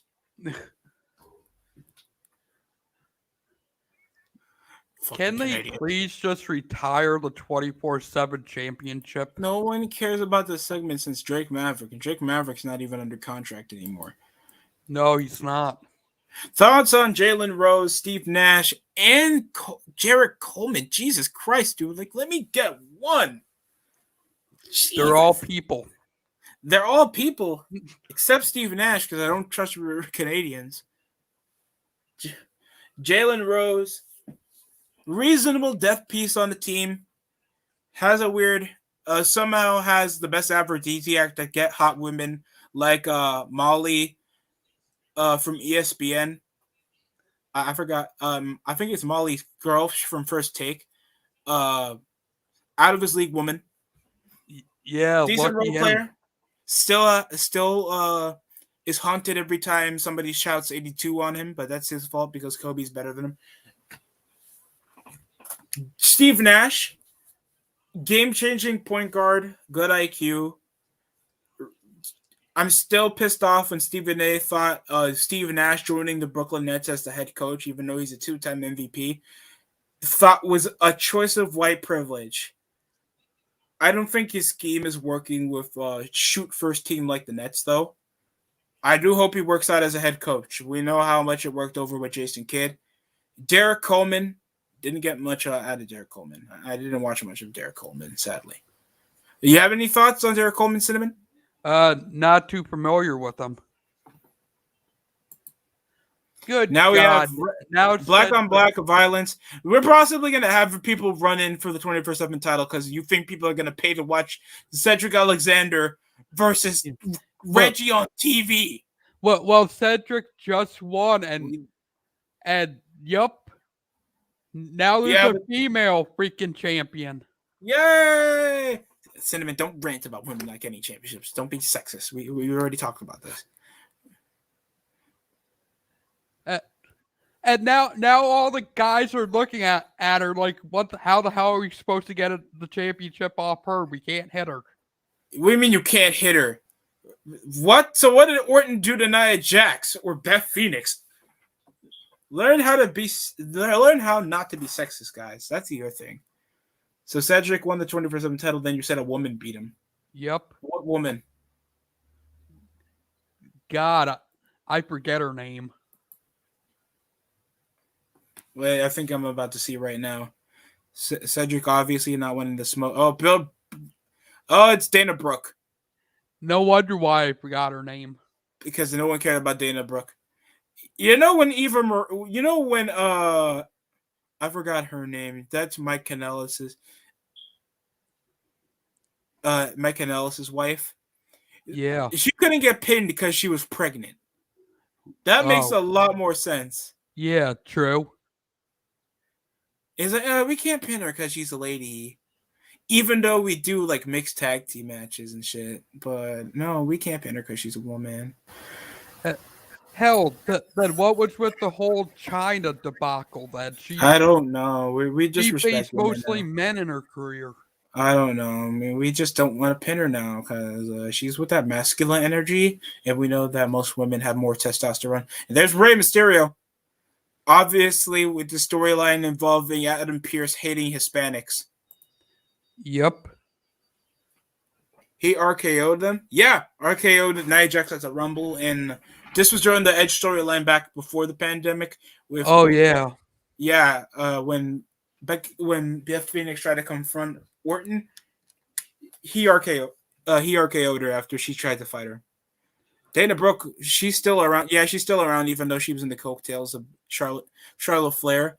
She can't do promos, and she only was relevant for like 1 month because Batista was trying to slide in the DMs and failed. Because Batista starts acting like a woman now. Dominic, you can't be coming around with Dominic. Oh, shut up and go on the new Mexican movie from Disney. Adam Pearce, what the... Can Ray shut up and just retire? I'm a fan of his. I'm just sick of seeing him now. I mean, I have nothing against him trying to get his son to get over in the company, but this is just a bit excessive how you have your son. He can do just random luchador moves because all it does is cost athleticism. He has no personality. And he's built like he just came from the PS5 before the match. Yeah. He never come. Dominic been on TV for like a year and a half now. Like it's about to be 2 years since he's been on TV, and he still hasn't changed his shape.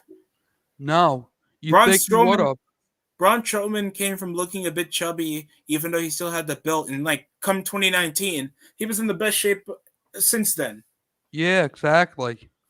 It's easy to be in shredded shape in the WWE. Like you're coming around lifting dudes 24/7, running, traveling, training. It shouldn't be that difficult to pick up a decent physique. Yeah, it should be part of the job that you have a good physique.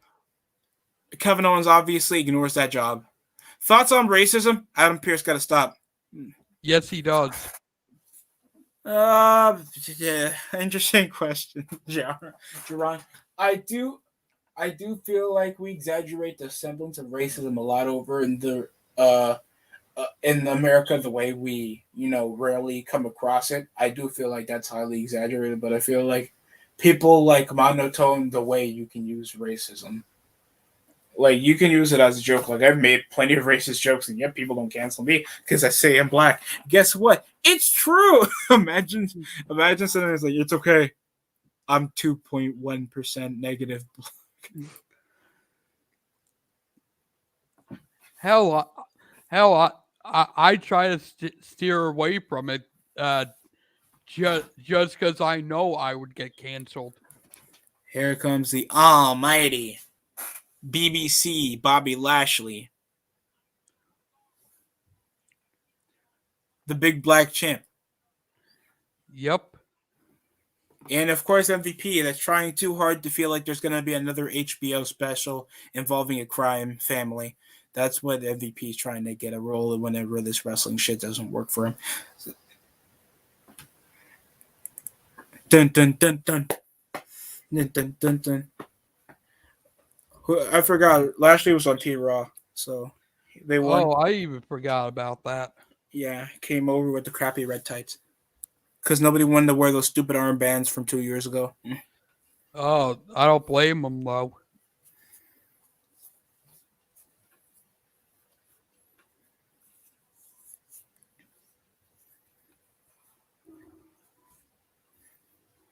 And Lashley, of course, celebrating over who is he going to wrestle? Oh yeah, he has the handicap match.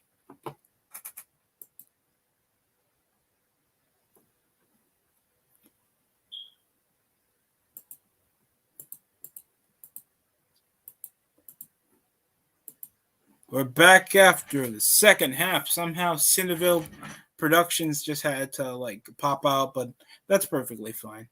Probably have something going on. But here we are off a big pass off Mason Rudolph. That's Kyle Rudolph from the Vikings, two-time Pro Bowler from the Vikings. He gets his first. That's his 150th game. Good tight end. He thought he was going to be part of a contender. You're 3-6. Rest in peace. Here comes a toss play. Saquon Barkley. That hasn't been really imploding much on the offensive side of the ball. And he only gets a gain of 2?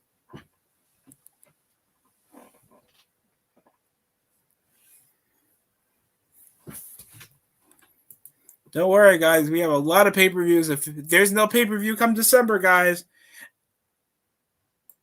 I got you. The events coming December are gonna be shit. We got one day. Oh, the show's literally called Day 1. Ring of Honor is still doing Final Battle before their hiatus. I forgot about that. Hard Times 2 for NWA comes December 7th, December 4th.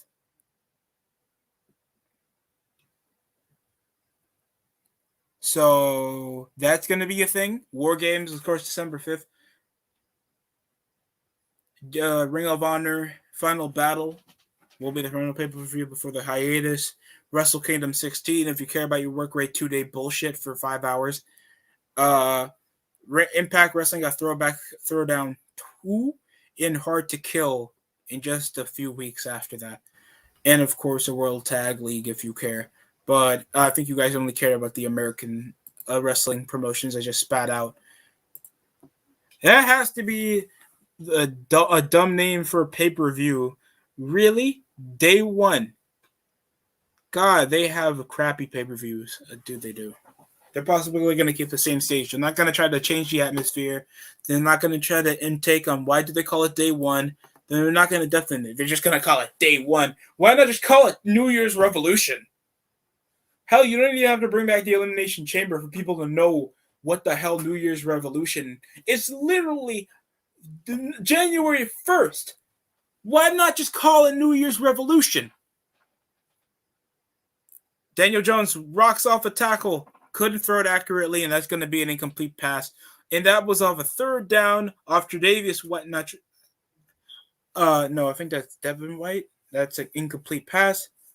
4th down. And that disappointed Giants fan with that highly stern look just shows the disappointment, how much he wants to kill Daniel Jones right now.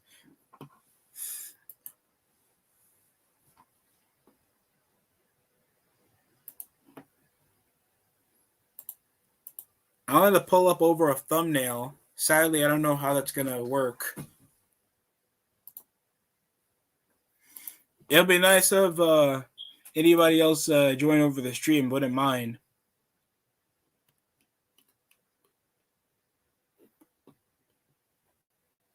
Did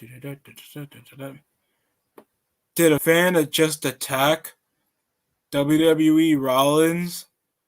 Yes, Mick Foley, a fan attacked Rollins. AJ Styles was at his best on TNA. Yeah. Ty Conti showing up that butt. Every day is WWE. Now every day in WWE is Survivor Series for the locker room. You're fired, pal. That's actually a good one. I'm not gonna lie. I'm gonna like that one. That was a good one. I'm leaving for AEW when my contract expires, pal. Don't shake my fucking hand.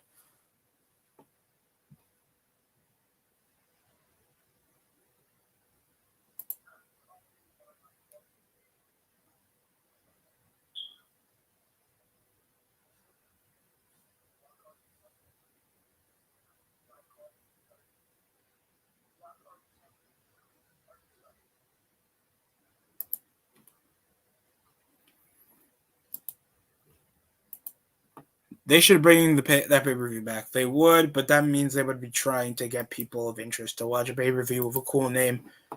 Dana Brooke won the 24/7 championship because they know if they give her a women's title, that's going to be charity at that point. And she's going to win the belt and possibly get rolled up by R-Truth in a wig or some shit.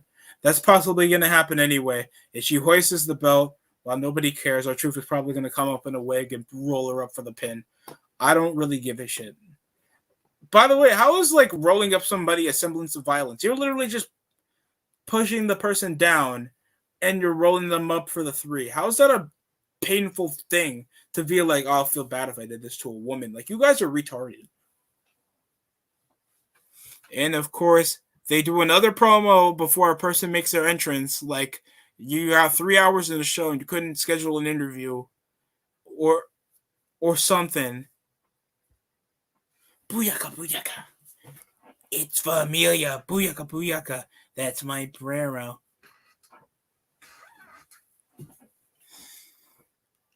Handicap match. This time the Mysterios really got to be on the same page. Facing off against a guy they still have not pinned yet. Adam Pearce obviously showing that he hates Latinos for some apparent reason. This whole storyline being costed over getting Dominic out of Team Raw and trying to push over Adam Pearce as a heel, even though nobody gave a shit about Adam Pearce. Yeah, they're still feuding. I don't know why. I don't know how. And I'm not really trying to learn. That would take too much brain work.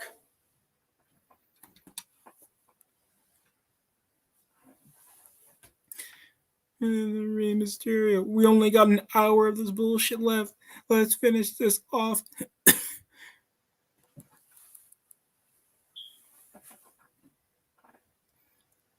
And here they are. The Mysterios are in action. Dominic looking 8, even though he's like 23.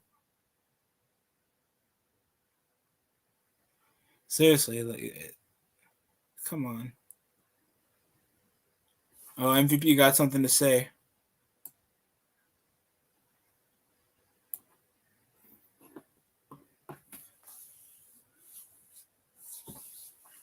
And Lucha Libre.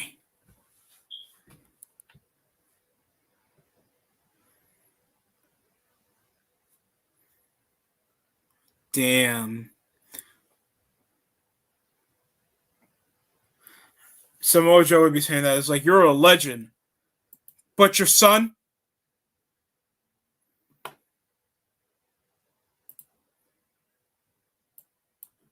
Oh, he's calling Bobby Lashley a monster because MVP's racist. Did you see Bully Ray and Velvet Sky broke up? They were still in a relationship. Rose, are you serious? For that long? I remember they were in a relationship like what, since 2014? 2013? Weren't they like also in a relationship on TV?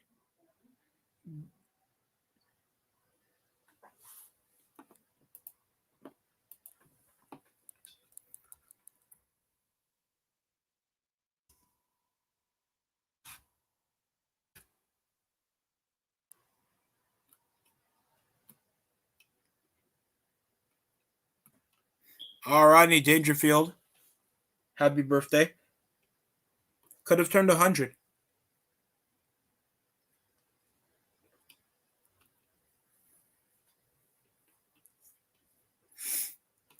And there's a pic of Enzo on Twitter.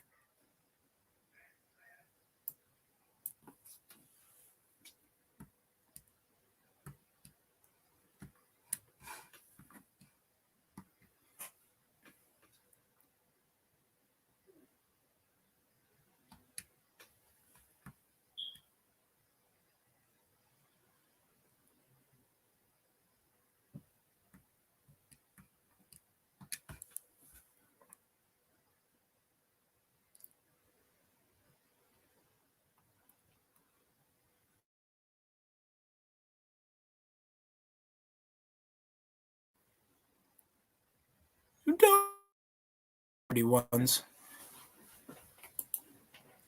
I did not know they were dating.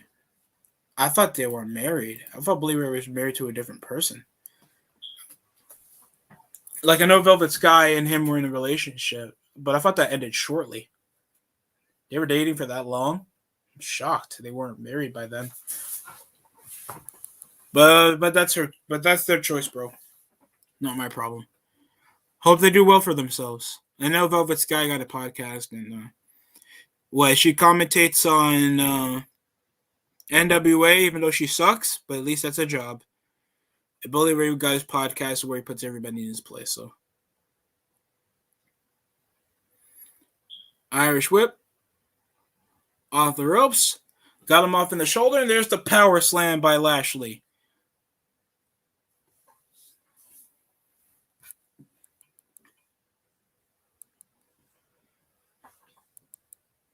Lashley getting ready for the Hurt Lock. What, Dominic's going to come from behind and try to stop the Hurt? No.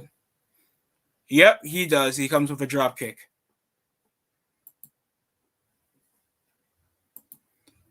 And there seems to be a holding on Love on Rob Gronkowski. That's a dumb holding call over on the red zone. You don't want to cause some more yardage over on the red zone for your opponent.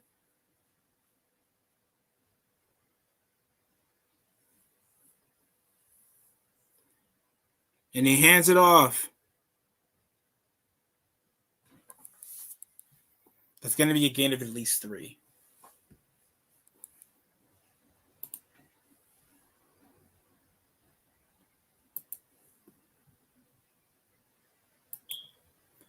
Oh, God. 8 plays of 69 good yards. I mean, nice yards. Only got hit once. Tom Brady has yet to be struggling off the D-line of the Giants. If this is like the third entrance to the red zone. You're in a 4-bunch set. Leonard Fournette is back over backfield with Tom Brady off shotgun. Off a wheel formation. Brady rolling out using his 40-year-old legs, his 40-year-old Mr. Irrelevant legs, and he'll throw it out of bounds, not finding a target. That's going to be a 3rd and goal.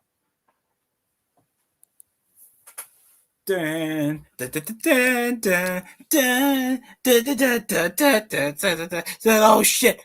I forgot I can still get sacked. I'm sorry.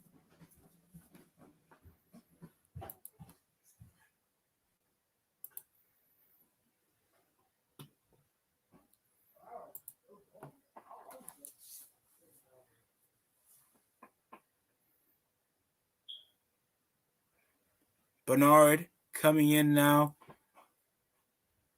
Is that Giovanni Bernard? And never mind, it's caught anyway by Mike Evans. Touchdown. Buccaneers. Not even fair. And YCC thought this was going to be close. I mean, jeez. So that's going to be Buccaneers football with a touchdown ending in like 10 plays.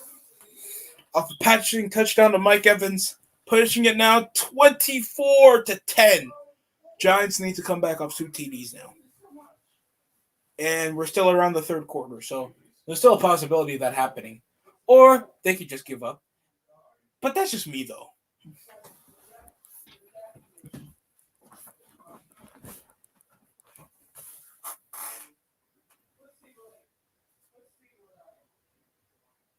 Blame the goddamn liberals. Why the Giants suck. We should have had Eli Manning break his neck some more.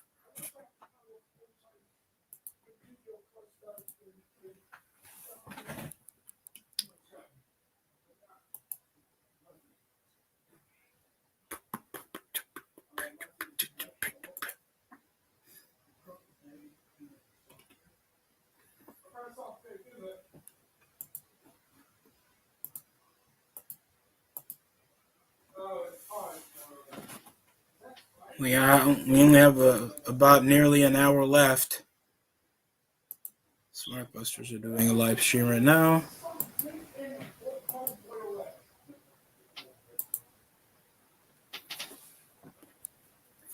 And yeah, we only have under an hour remaining before the NFL. Well, I think we have still a quarter remaining for the Giants and Buccaneers game, but we have under an hour remaining for the Monday Night Raw episode.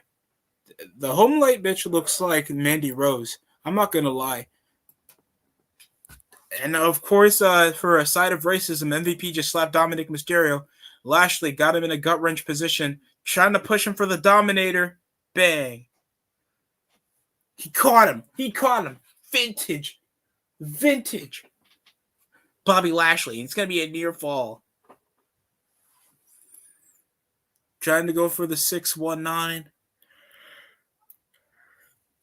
MVP using that black privilege to come costing Dominic the 619 and then a huge choke slam off Lashley.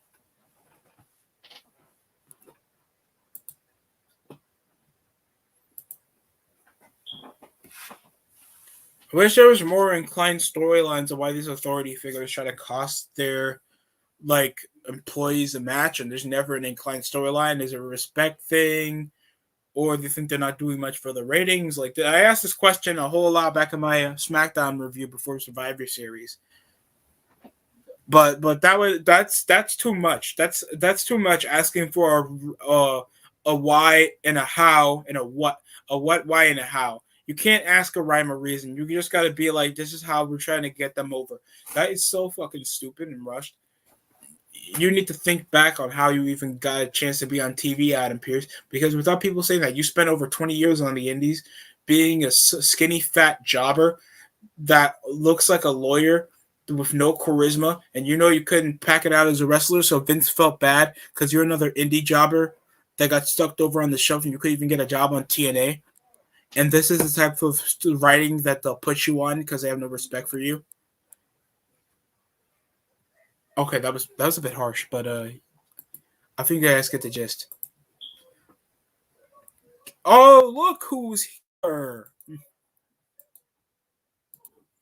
I'm sorry, that was supposed to be Bianca Belair. I deserve to die.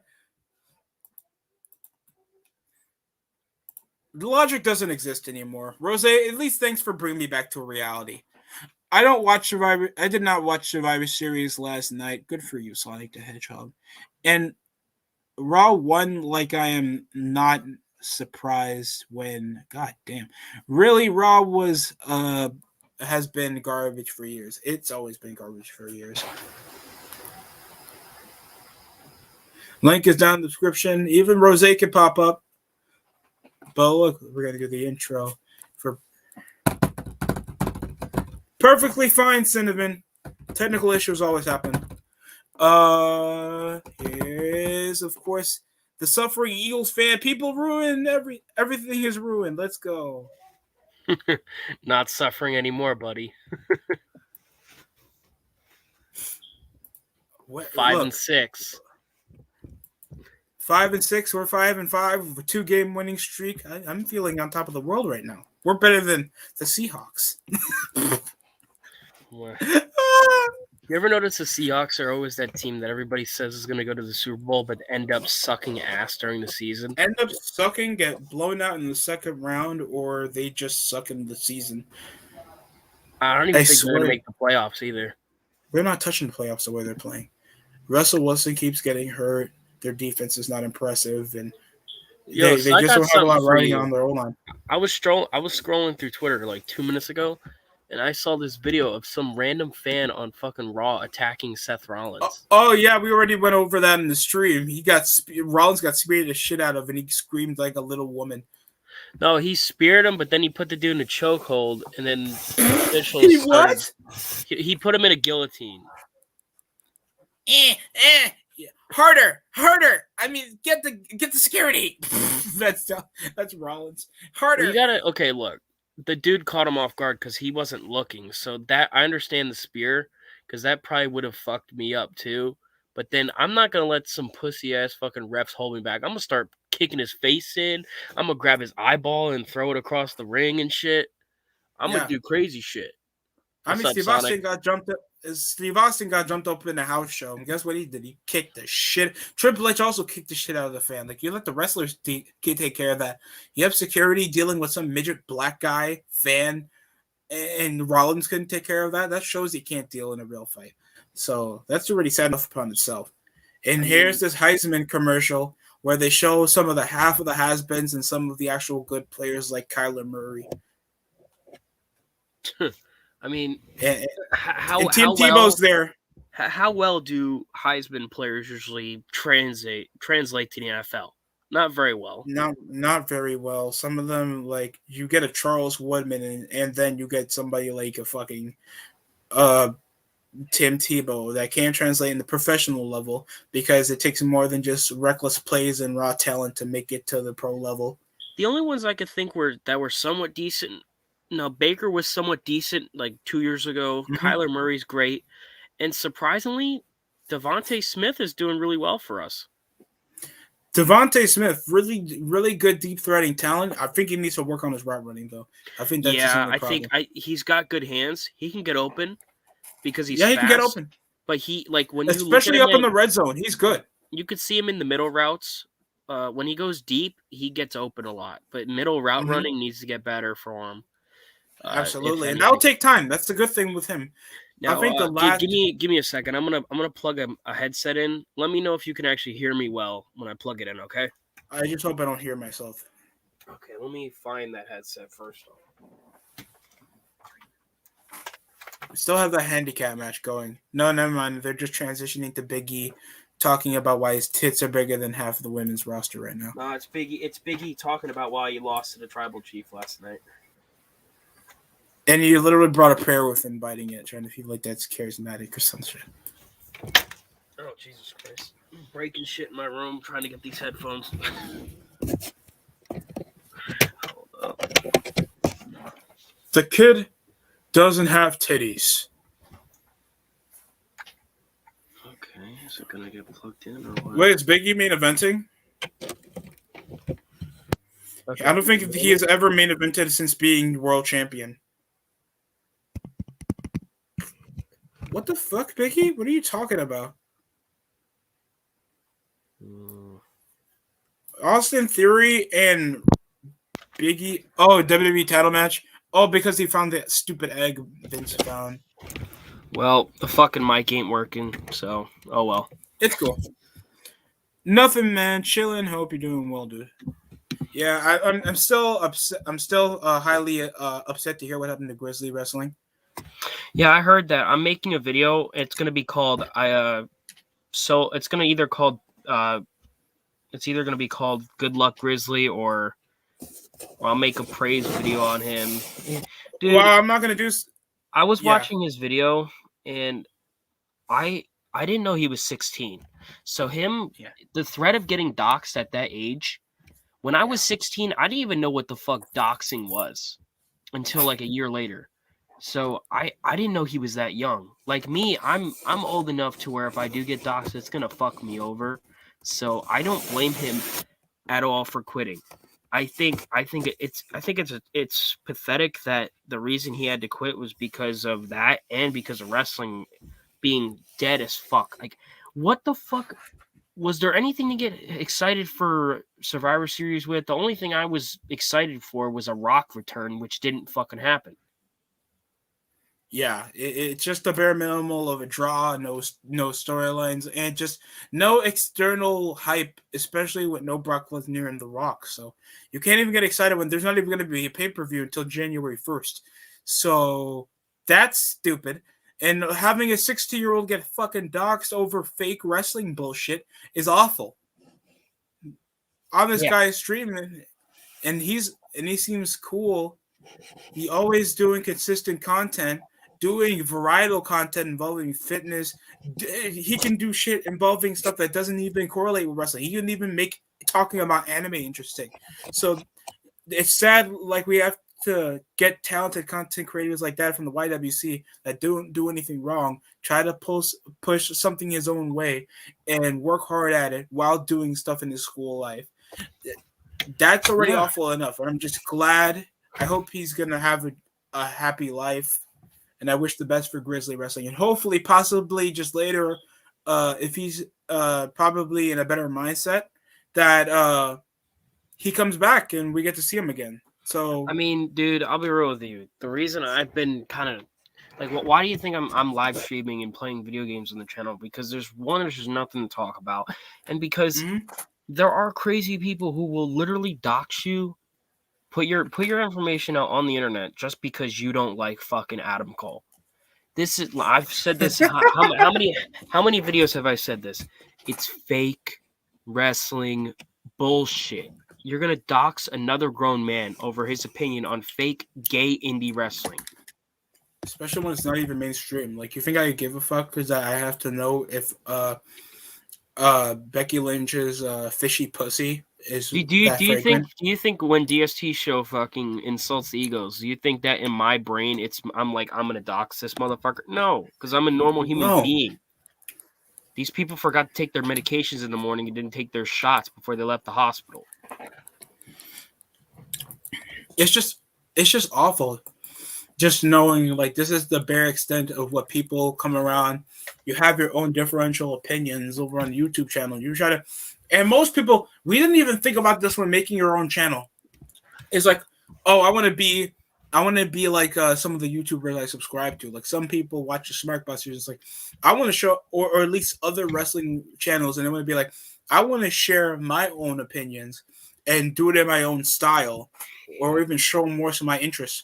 I'm gonna do more sports fucking content right now. I don't even feel like doing a review of Raw. That's why this live stream exists right now, so I don't get to ruin my holiday. Yeah, man. I mean, could you imagine going into Thanksgiving knowing that you're gonna have to review a 3-hour show that has not been good in about close to 3 years now? And just understanding, like, this is the bare extent. It's like, why do you review? Why do you review? It's like the same people that be like, oh, why are you complaining about women's basketball? Because no one fucking watches it. And the reason why it's still on TV is a cancer upon itself. For those people, stop advertising. I'm sorry, real quick. Stop advertising Domino's Pizza. That shit is cardboard with cheese, with seasoning. Fuck out of here. It's garbage. For those people who say that the WNBA players deserve to get paid more than the NBA players, let me just say this. 1, your show is a failing ratings failure. It's a dump. And 2, I could probably beat a bunch of those players one-on-one. And I don't play basketball full-time like they do. That's their fucking job. AEW buy rates are more exciting than WNBA. Yeah. I mean, fucking everything on AEW is more entertaining to me than the WNBA, because at least some people in AEW do their fucking jobs. Look at a top level superstar in the WNBA, and I can't think of any because I don't know what the fuck their names are. But let's take the shittiest NBA player that's an NBA bust. Anthony Bennett could be better than every woman in the WNBA. Yeah, because he was he was a top level athlete in college, and he actually made it pro. He could beat them, all of them, by himself too. Maybe you could add, like, me and you could be on his fucking team, and he would still blow them. He would score at least 75 points.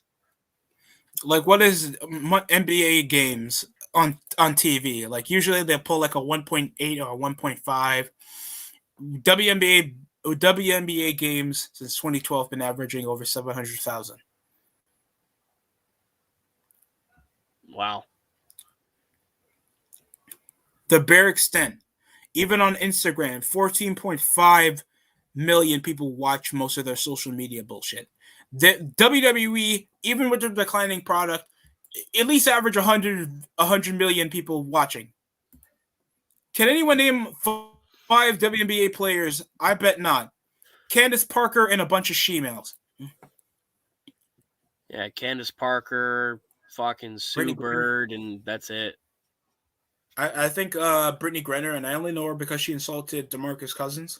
She genuinely thinks she beat him. That was when Boogie was in his prime, I think 2018. He was the best center in the NBA. There would be no way she would even score 1 point on him. We can keep talking about the WNBA because Becky Lynch is in the promo, and that's better than talking about Becky Lynch. It doesn't help that Brittany Griner is only 6'8". DeMarcus Cousins is 7 foot tall. He has a good fucking, about 4 or 5 inches on her. And guess what? Brittany Anyways, Griner can still dunk at that height, and she still can't dunk. yeah, and that's another thing. That's why there's no ratings, because no one in the WNBA can actually do flashy dunks. None of them. No, it's not only just flashy dunks; it's OG basketball, shitty ball possession with And it's a not higher competitive. turnover.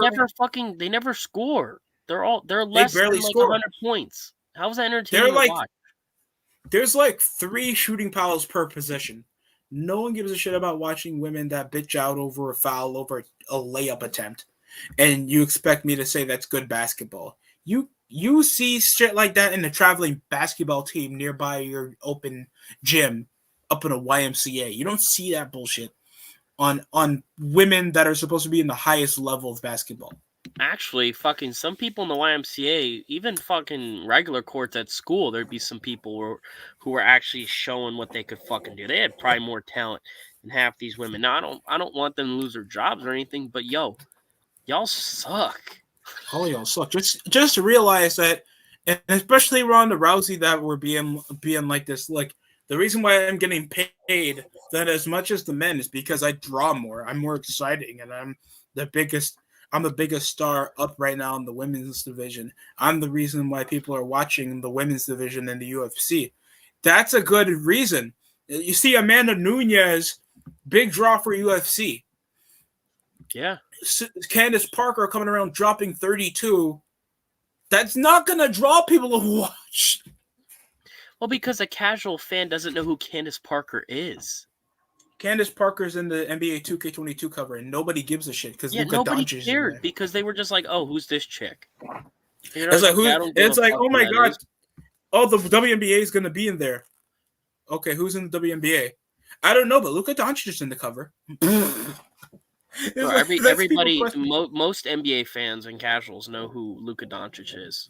Of course, he's the top Euro athlete in the world. He's one of the hottest rising stars in the NBA, and he's an exciting player to watch for the Dallas Mavericks. People know who that is.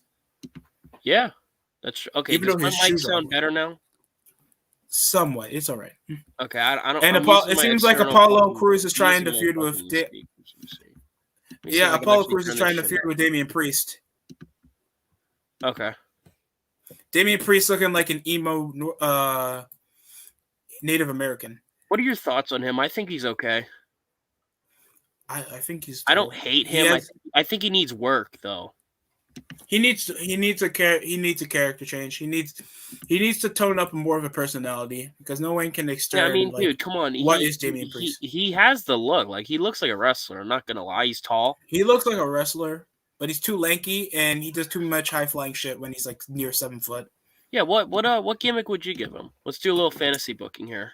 Yeah. Like, what gimmick would you give him? Okay. Something that makes him look like some I would say rip off MVP, but something that would fit with his ethnicity. Okay. No, he is I don't know is he Indian? Like, what is he? I can't tell. I know he's mixed, but shit. It is very boring. This shit sucks. Try to sit down and take your buddy or your father, sit down with your dad or your buddy and try to watch a full WNBA game. They force do you ever hear the news about them forcing WNBA players to turn lesbian? You hear they do that? Is that like legit? I never heard. I didn't think that was real. Yeah, it's like Orange is the New Black in that bitch in the black court. Really? Yeah. By the way, if you want to remember, kids, if you want a Series S, it's on Best Buy. I don't know how the hell a Series S is still available, but the Series X isn't. The X is more or less like my cousin put it perfectly. The X is like a collector's item now. Is it really that necessary? Oh, that's why when I get paid, I'm picking up the S. I'm completely fine with getting the X. I don't give a fuck about like what's the difference about the X? Is it more powerful? That's what I literally asked my brother. It was like, is it powerful or is the storage is a bit lesser, but the graphics improve more? Or what's the quality here? What's the difference? Yeah, I don't get it. Like, I'm not trying to be And I already got the Slim for the Xbox Slim, the Xbox One Slim. So Right. the Series S, and it would suck because I already got games that are next gen compatible for the PlayStation. Yeah, I have fucking one of the games that I have for PS5. Well, that could be upgraded is Doom Eternal. That's probably the only game I have right now that could be upgraded. Oh, dude, I got Doom Eternal, Ghost of Tsushima. No, that's not next gen compatible, sadly. What else? I got Madden 2K. I think Apex could go next gen. Probably. Sami Zayn has an open challenge against Damian Priest. No one cares. Awesome. That's definitely making me gonna tune in. What a great fucking time. Giants are down by 17 against the Tampa Bay Buccaneers. Who did you guys beat this week? Did you guys play? Jaguars. Come on, that's like beating the Lions. Hey, this is just a week prior after we just snuffed the overhyped Rams. Like, oh, they got has-been players like Odell Beckham. They're going to win the Super Bowl. Shut the fuck up. Odell hasn't been good since 2017. They'll make the playoffs, but I don't know if they'll win the Super Bowl. I picked the Titans to go to the fucking Super Bowl. The way the Titans been playing, they've been letting a lot of close games, even though they have a winning streak. And this is after they got shut out by the Colts. Possibly, yeah, because last time their last game they had the Colts and they got decimated. And the Colts the Colts suck, but they're still sub 500, so they still have a chance. And they won 41-15 against the Bills last week.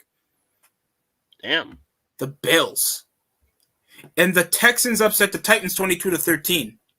No offense, but the Bills really haven't been looking that great this season. They've been kind of... Yeah, they have not been looking that impressive.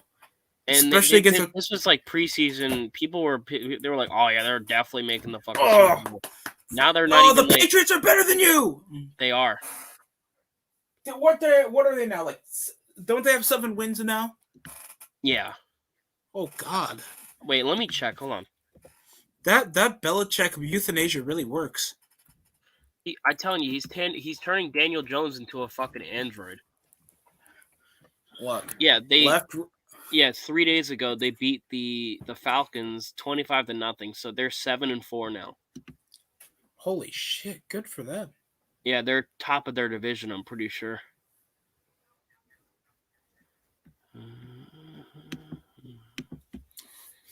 Well, good. Yeah, so that makes the Bills second best so far. The Jets still are at the bottom, and the Miami Dolphins suck ass. Even though the Dolphins won against the Jets 24-17, a close one in the fourth quarter. Joe Flacco actually went near 300 yards in that game. Now they still lost, right? Yeah. It seems about right. Who won the offensive player for me? Dude, I don't know how, but they have to give it to Justin Jefferson. My man was mossing players up the ass against the Packers, and they won their game off a field goal 34-31, a close one against the Packers that are still leading in the division. Yeah, he's Vikings, a beast. They beat the Chargers as well. He's a beast. Justin Jefferson. What? Wow, he's going to be a Hall of Fame player if he keeps playing the way he is. Yeah, absolutely. I mean, there's also Devontae Adams that plays well, but that running game is always questionable with me with the Packers because sometimes Aaron Jones can be good, but they keep rotating it so mediocrely. And this is after they had a shitty game against the Seahawks when they won 17-0. Right. Seahawks now, are that who bad would right now. you say is the best wide receiver? Is it Cooper Kupp? The best white receiver? I'm joking. No, the best wide receiver. Oh. I mean, if you go off of stats, it's got to be him. But like overall true talent, I don't know who I'd pick. Overall true talent, there's a few. We could go. I would say Mike Evans' production did decline a bit because he's more of a red zone threat now. Devontae Adams, I would push over Justin Jefferson. Cooper Kupp would be third best. Talent-wise. And I would also push over for Adam Thielen to be in the top 5. Okay. Cordell Patterson, he's up there in the top 10. I don't have anything wrong with that. That seems pretty good. I wouldn't be mad at that at all. I mean, now mine would probably be like, you'd throw Devontae Adams up there, fucking. Now I would say for the future, like this is what I can see the league being in a couple of years, like top receivers. Justin Jefferson, debut Samuel. I can't fucking debut Samuel. Debo. Yeah, Debo Samuel. It's Debo. Debo. Jalen Waddle. Fucking Devontae Smith. There's a lot of fucking receivers that could be like top and like give them 2 to 3 years. And people thought it was gonna be Evan Ingram, and it was like, I mean, Debo's been doing really well. I mean, he's been good. Debo, he's been absolutely amazing. He's was getting out those short routes too. So amazing route runner. He's been mossing everybody off the bat, and he plays well with the running game with the Niners. Good for that. And guess what? We're back in the playoff hunt after going in a 3-game losing streak, so I'm happy. Well, there you go. So I don't know. I don't want the Series S. I mean, what the hell am I gonna buy? FIFA or some shit? I have Splitgate, but yeah. I mean, the only reason I would get fucking the Series S is for Game Pass, really. Where you get free Game Pass? No, but you can get games on there. I mean, you can get it on Xbox One, but also because like my entire family, like my cousins, they play on Xbox, so I have to like if I want to play with them, I gotta get an Xbox. Most of my personal friends I know play on PlayStation though, so that's why my other there's only like my white friends play Xbox. Not trying to make a stereotype, but that's just a majority of the people I know that have an Xbox anything. So that's about it. Like majority of my friends, a few of them have a PS5, so that's why. I literally don't care about racial stereotypes. I'm not that type of person. I could give 2 fucks about it. I'm not trying to put anybody in the bus, but whenever it comes to black people, we don't have that many Xbox. I mean, if all these people, if you get offended in chat, go away. Just deal with it. If you're white, you have an Xbox. I'm joking. I know there's plenty of people that own PlayStation. I just don't have a lot of friends of mine that own Xboxes. I mean, a few do, but some of them, the second most is PC. You can't say that Xbox is more popular than PlayStation. It's just not possible. Yeah, that's weird. It's not logical. No offense. For all over the past 2 generations, PlayStation can kind of pimp slap Xbox. I mean, possibly not the 360. The fuck? Yeah, for real. Because 360 kind of had some actual original exclusives. Good, did game-changing shit and actually had a more interactive online than PlayStation. And that's the fact. Right, I got you. Austin Aries, I don't give a shit. If you don't mind, I'm gonna head out because I'm gonna try to get some sleep. It was good being here, though. Really good. I'm gonna just shut this off, and no, I'm possibly gonna continue suffering. I want to shut this off so bad, but it's still going. Well, I'll see you next time. See everybody later. Peace out. All right, peace. Thanks for coming in. No problem. That's people ruin everything, or everything is ruined. But I don't know. People call me DTS still. I don't know how the fuck that's possible.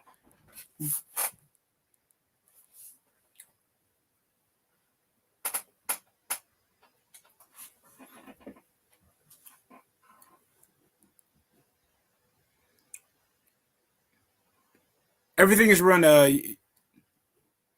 You still here? I'm just gonna pop them out. Yeah, there we go. This is the fact, and it is good seeing everything is run. Yeah, it's always good to see him.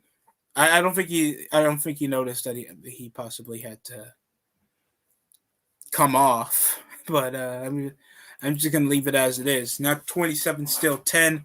Buccaneers possession of a 4th and 8, so it looks like they're gonna punt.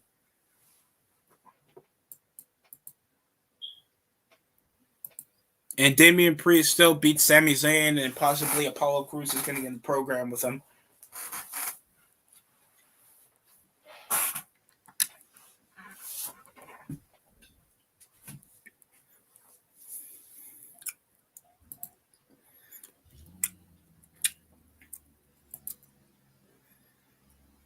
I want to put up a thumbnail just for the stream, and sadly enough, I don't know why. It can't. It's not going to come up to the size, I guess.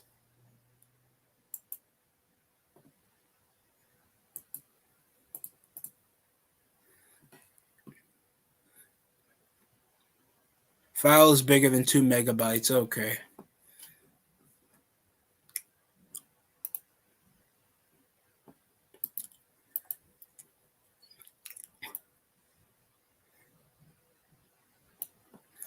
On the future, I'm Orton with a pedo stash.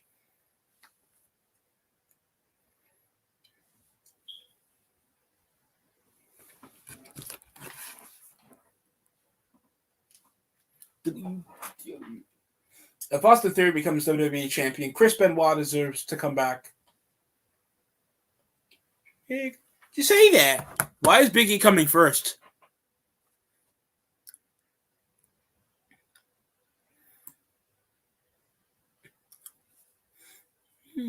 At least Big E finally made events after what, like 4 months as world champion already? God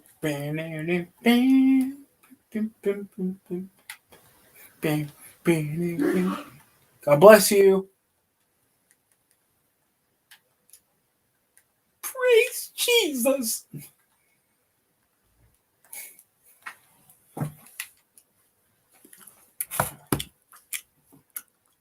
Possibly after Raw, I gotta end this goddamn stream because the Giants and Buccaneers game isn't getting much exciting. And it's Austin Theory versus Big E at a main event of Raw. A guy that nobody puts any stock on TV, and yet he gets a title shot immediately. God bless you.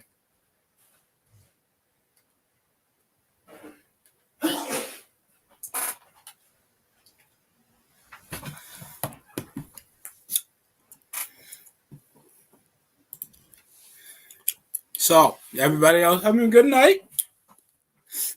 I mean, if you want me to care, I'll care. I really will.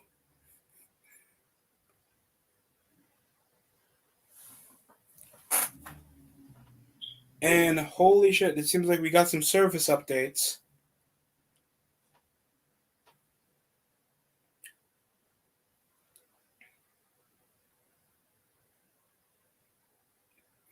On January 5th, 2022, during the terms of we're updating our terms of service. When terms to help clarify and make it easier to understand what to expect as the service, these changes won't affect the way you use YouTube. You can review a summary of changes at the terms. We're providing transparency about how to develop or improve and update our service, including our detail about the reasons to make changes and updates, and an advance notice we provide to you. Okay, what is this about? Inclusion of community guidelines and strike process. Your use of YouTube has always been a subject to community guidelines and strikes process, but we're now explicitly including community guidelines strikes in information on the terms, increased transparency. There are no changes to community guidelines strikes operate. Oh, so they're not really changing that much.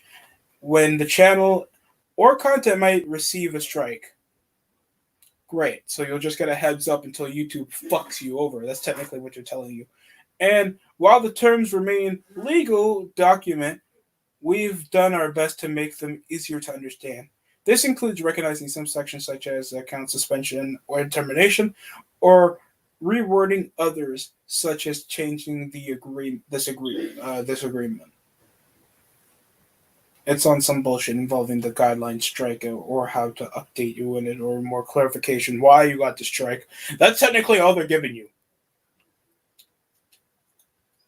I'm chewing my gum like a disappointed coach because YouTube is that disappointment.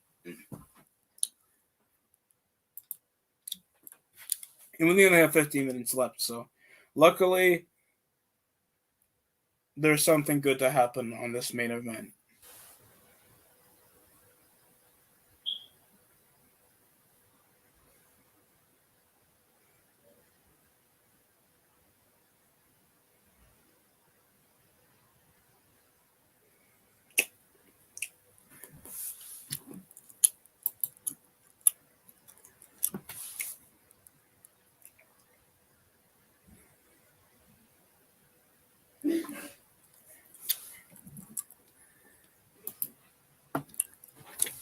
You guys ready for some Monday Night Raw and Monday Night Disappointment?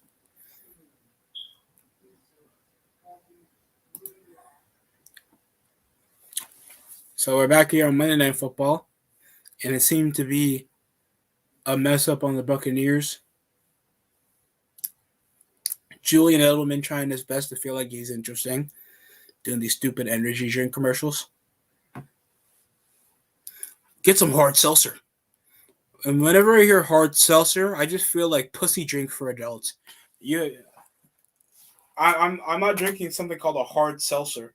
That sounds like sexual assault to me. That does not sound like an interesting drink that I would like to put in my mouth.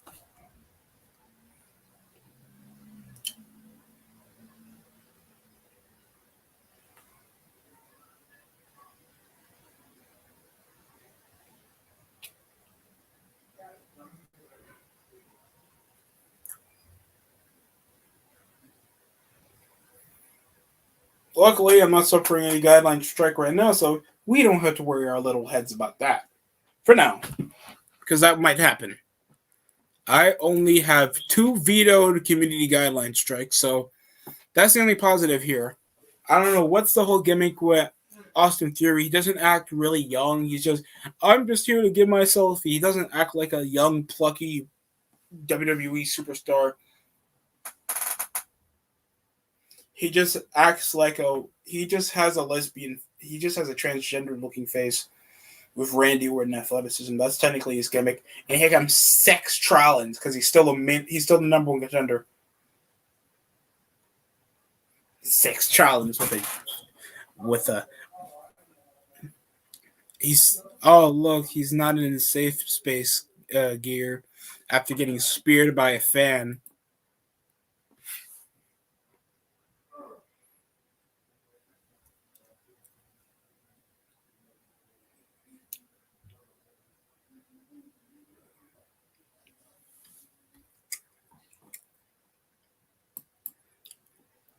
His match scheduled for one fall, and Big E still not treated as a star.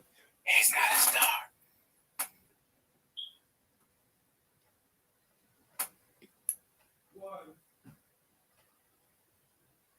Jordan Clarkson has a fan?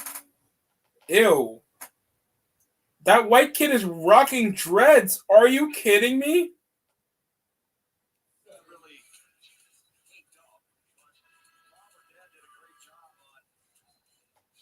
That is so sad.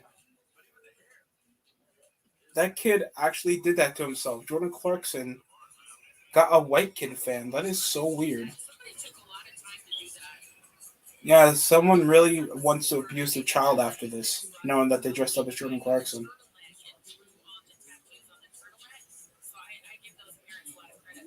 Jesus Christ.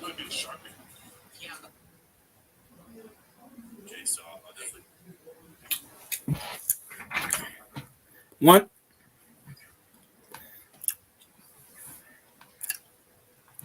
Alistair Perry disrespects Big E by slapping him in the face using his white privilege slap. And here comes Big E using his obvious stereotyped aggression to get him. Stop. Oh my god. Obviously can't handle the punches. Jason Garrett obviously admitting to his quarterback, I really don't know what I'm doing. You're screwed. The only positive is I'm not getting. I could possibly get fired from this.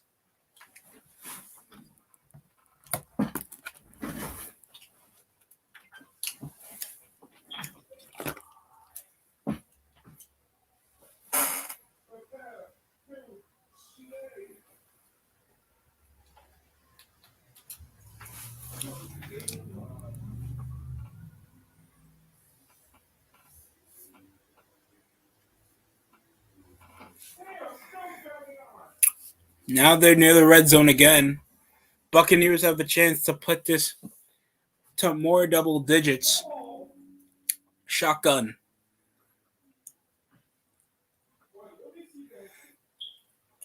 And he'll launch up short.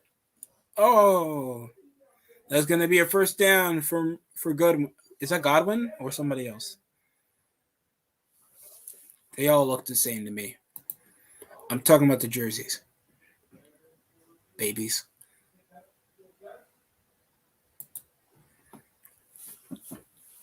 They keep pointing over to Jensen, the center. I don't know why. Does he get a blocker?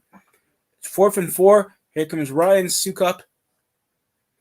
Made a 25-yard field goal. Made a 40-yard field goal. Yet to miss. Now up for the second most yardage he had to make. A 30-yard one. Up midfield. So no difficulty there. Nearly deflected. And it's still going to be made. That's going to mark it 30-10.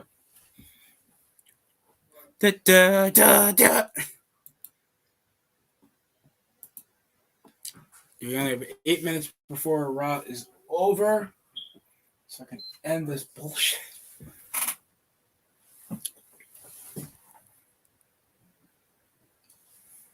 Pow.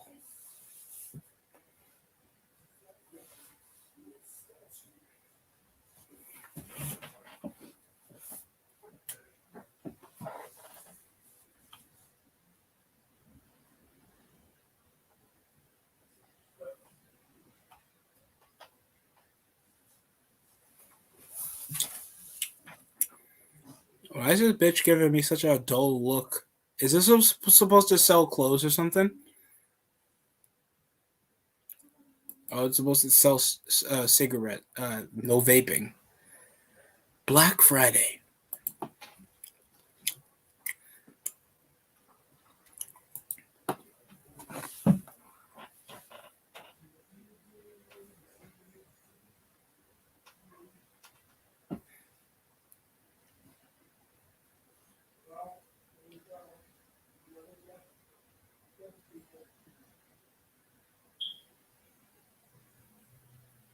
Ted Cruz loses his mind after LeBron James responds to the China backlash. Awesome. Oh, they're selling the action figures with Spike.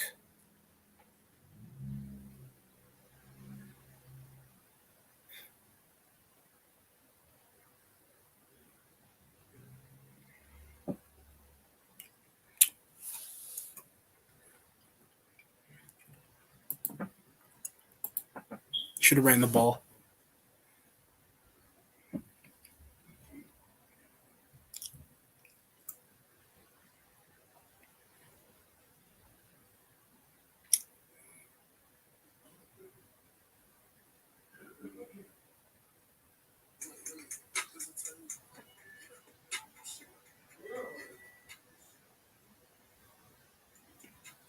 Bitch, your face is ugly as shit.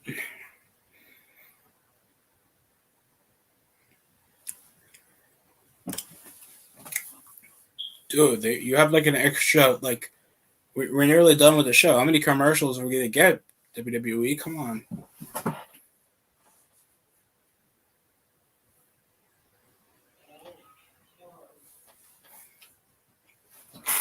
I'm going to go back to football because there got to be something going on. They're replaying over to Daniel Jones, nearly getting ball sacked. Then combo block doesn't work. Bumped over the receiver and still caught for first down. Buccaneers have scored a majority of their drives. Good yardage percentage. Been in the red zone at least 4 times with at least scoring more touchdowns and field goals. And here it comes. What the hell was that, Daniel? Was at least somebody getting the ball out of your hand?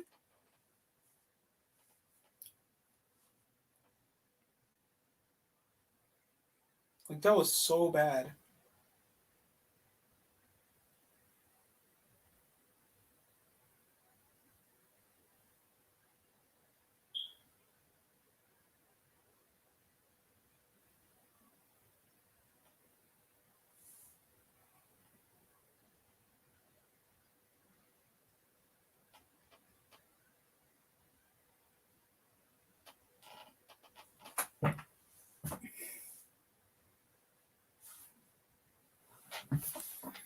There's Vito Villa. He's out for tonight with a knee injury.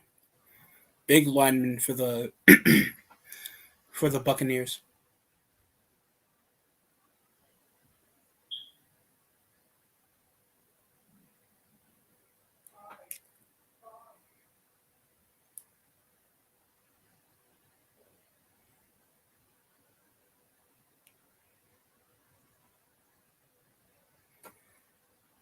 And it's misthrown again. Daniel Jones playing football is like depressing.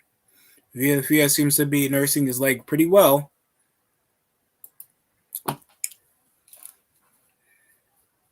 And we're back here. Kevin Owens and Rollins up on commentary.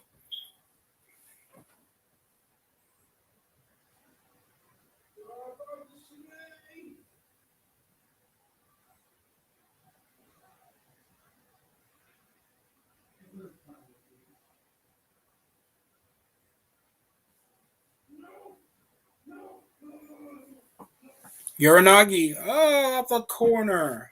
Like, how much you have to cut over commercial time for the main event involving your WWE champion against Austin Theory in a match that doesn't matter? I mean, yeah, it's for the WWE title, but we know Big E's going to retain. And second, there's nothing against Big E at the slightest. Thanks, so we know Rollins wants to be world champion. And they're going to try to, like, not cost him the world title because he's just sitting there with the shitty commentary.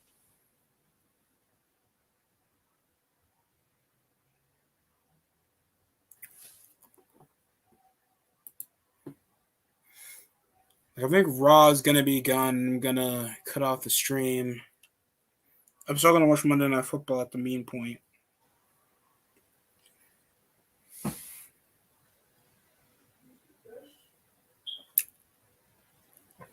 Rollins trying to interfere and Kevin Owens trying to cut it off.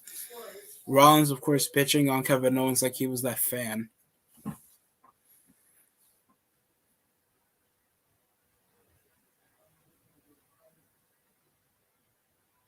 Rollins trying to take it out of the suit. Obviously, his future suit for divorce. And big ending off Big E. Pointless match that nobody cared about. And it ends with one big ending. Rollins literally lost his chance to cost Big E the belt, even though he doesn't like him for no reason. Kevin Owens pushes him. I thought Owens was heel. And now Big E attacks both men.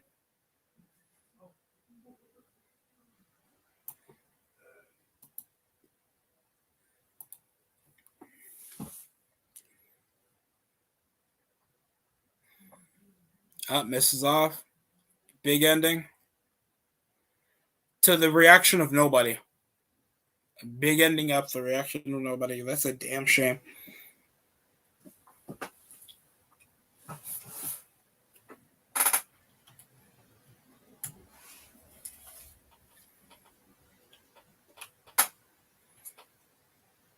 Big A survived, ladies and gentlemen.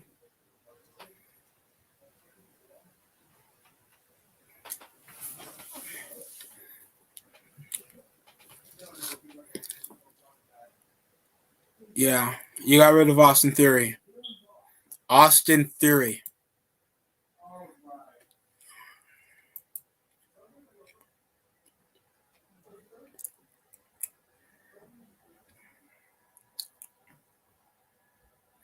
Like, I'm trying my best to try to make some entertainment value out of this, but this was a waste of energy.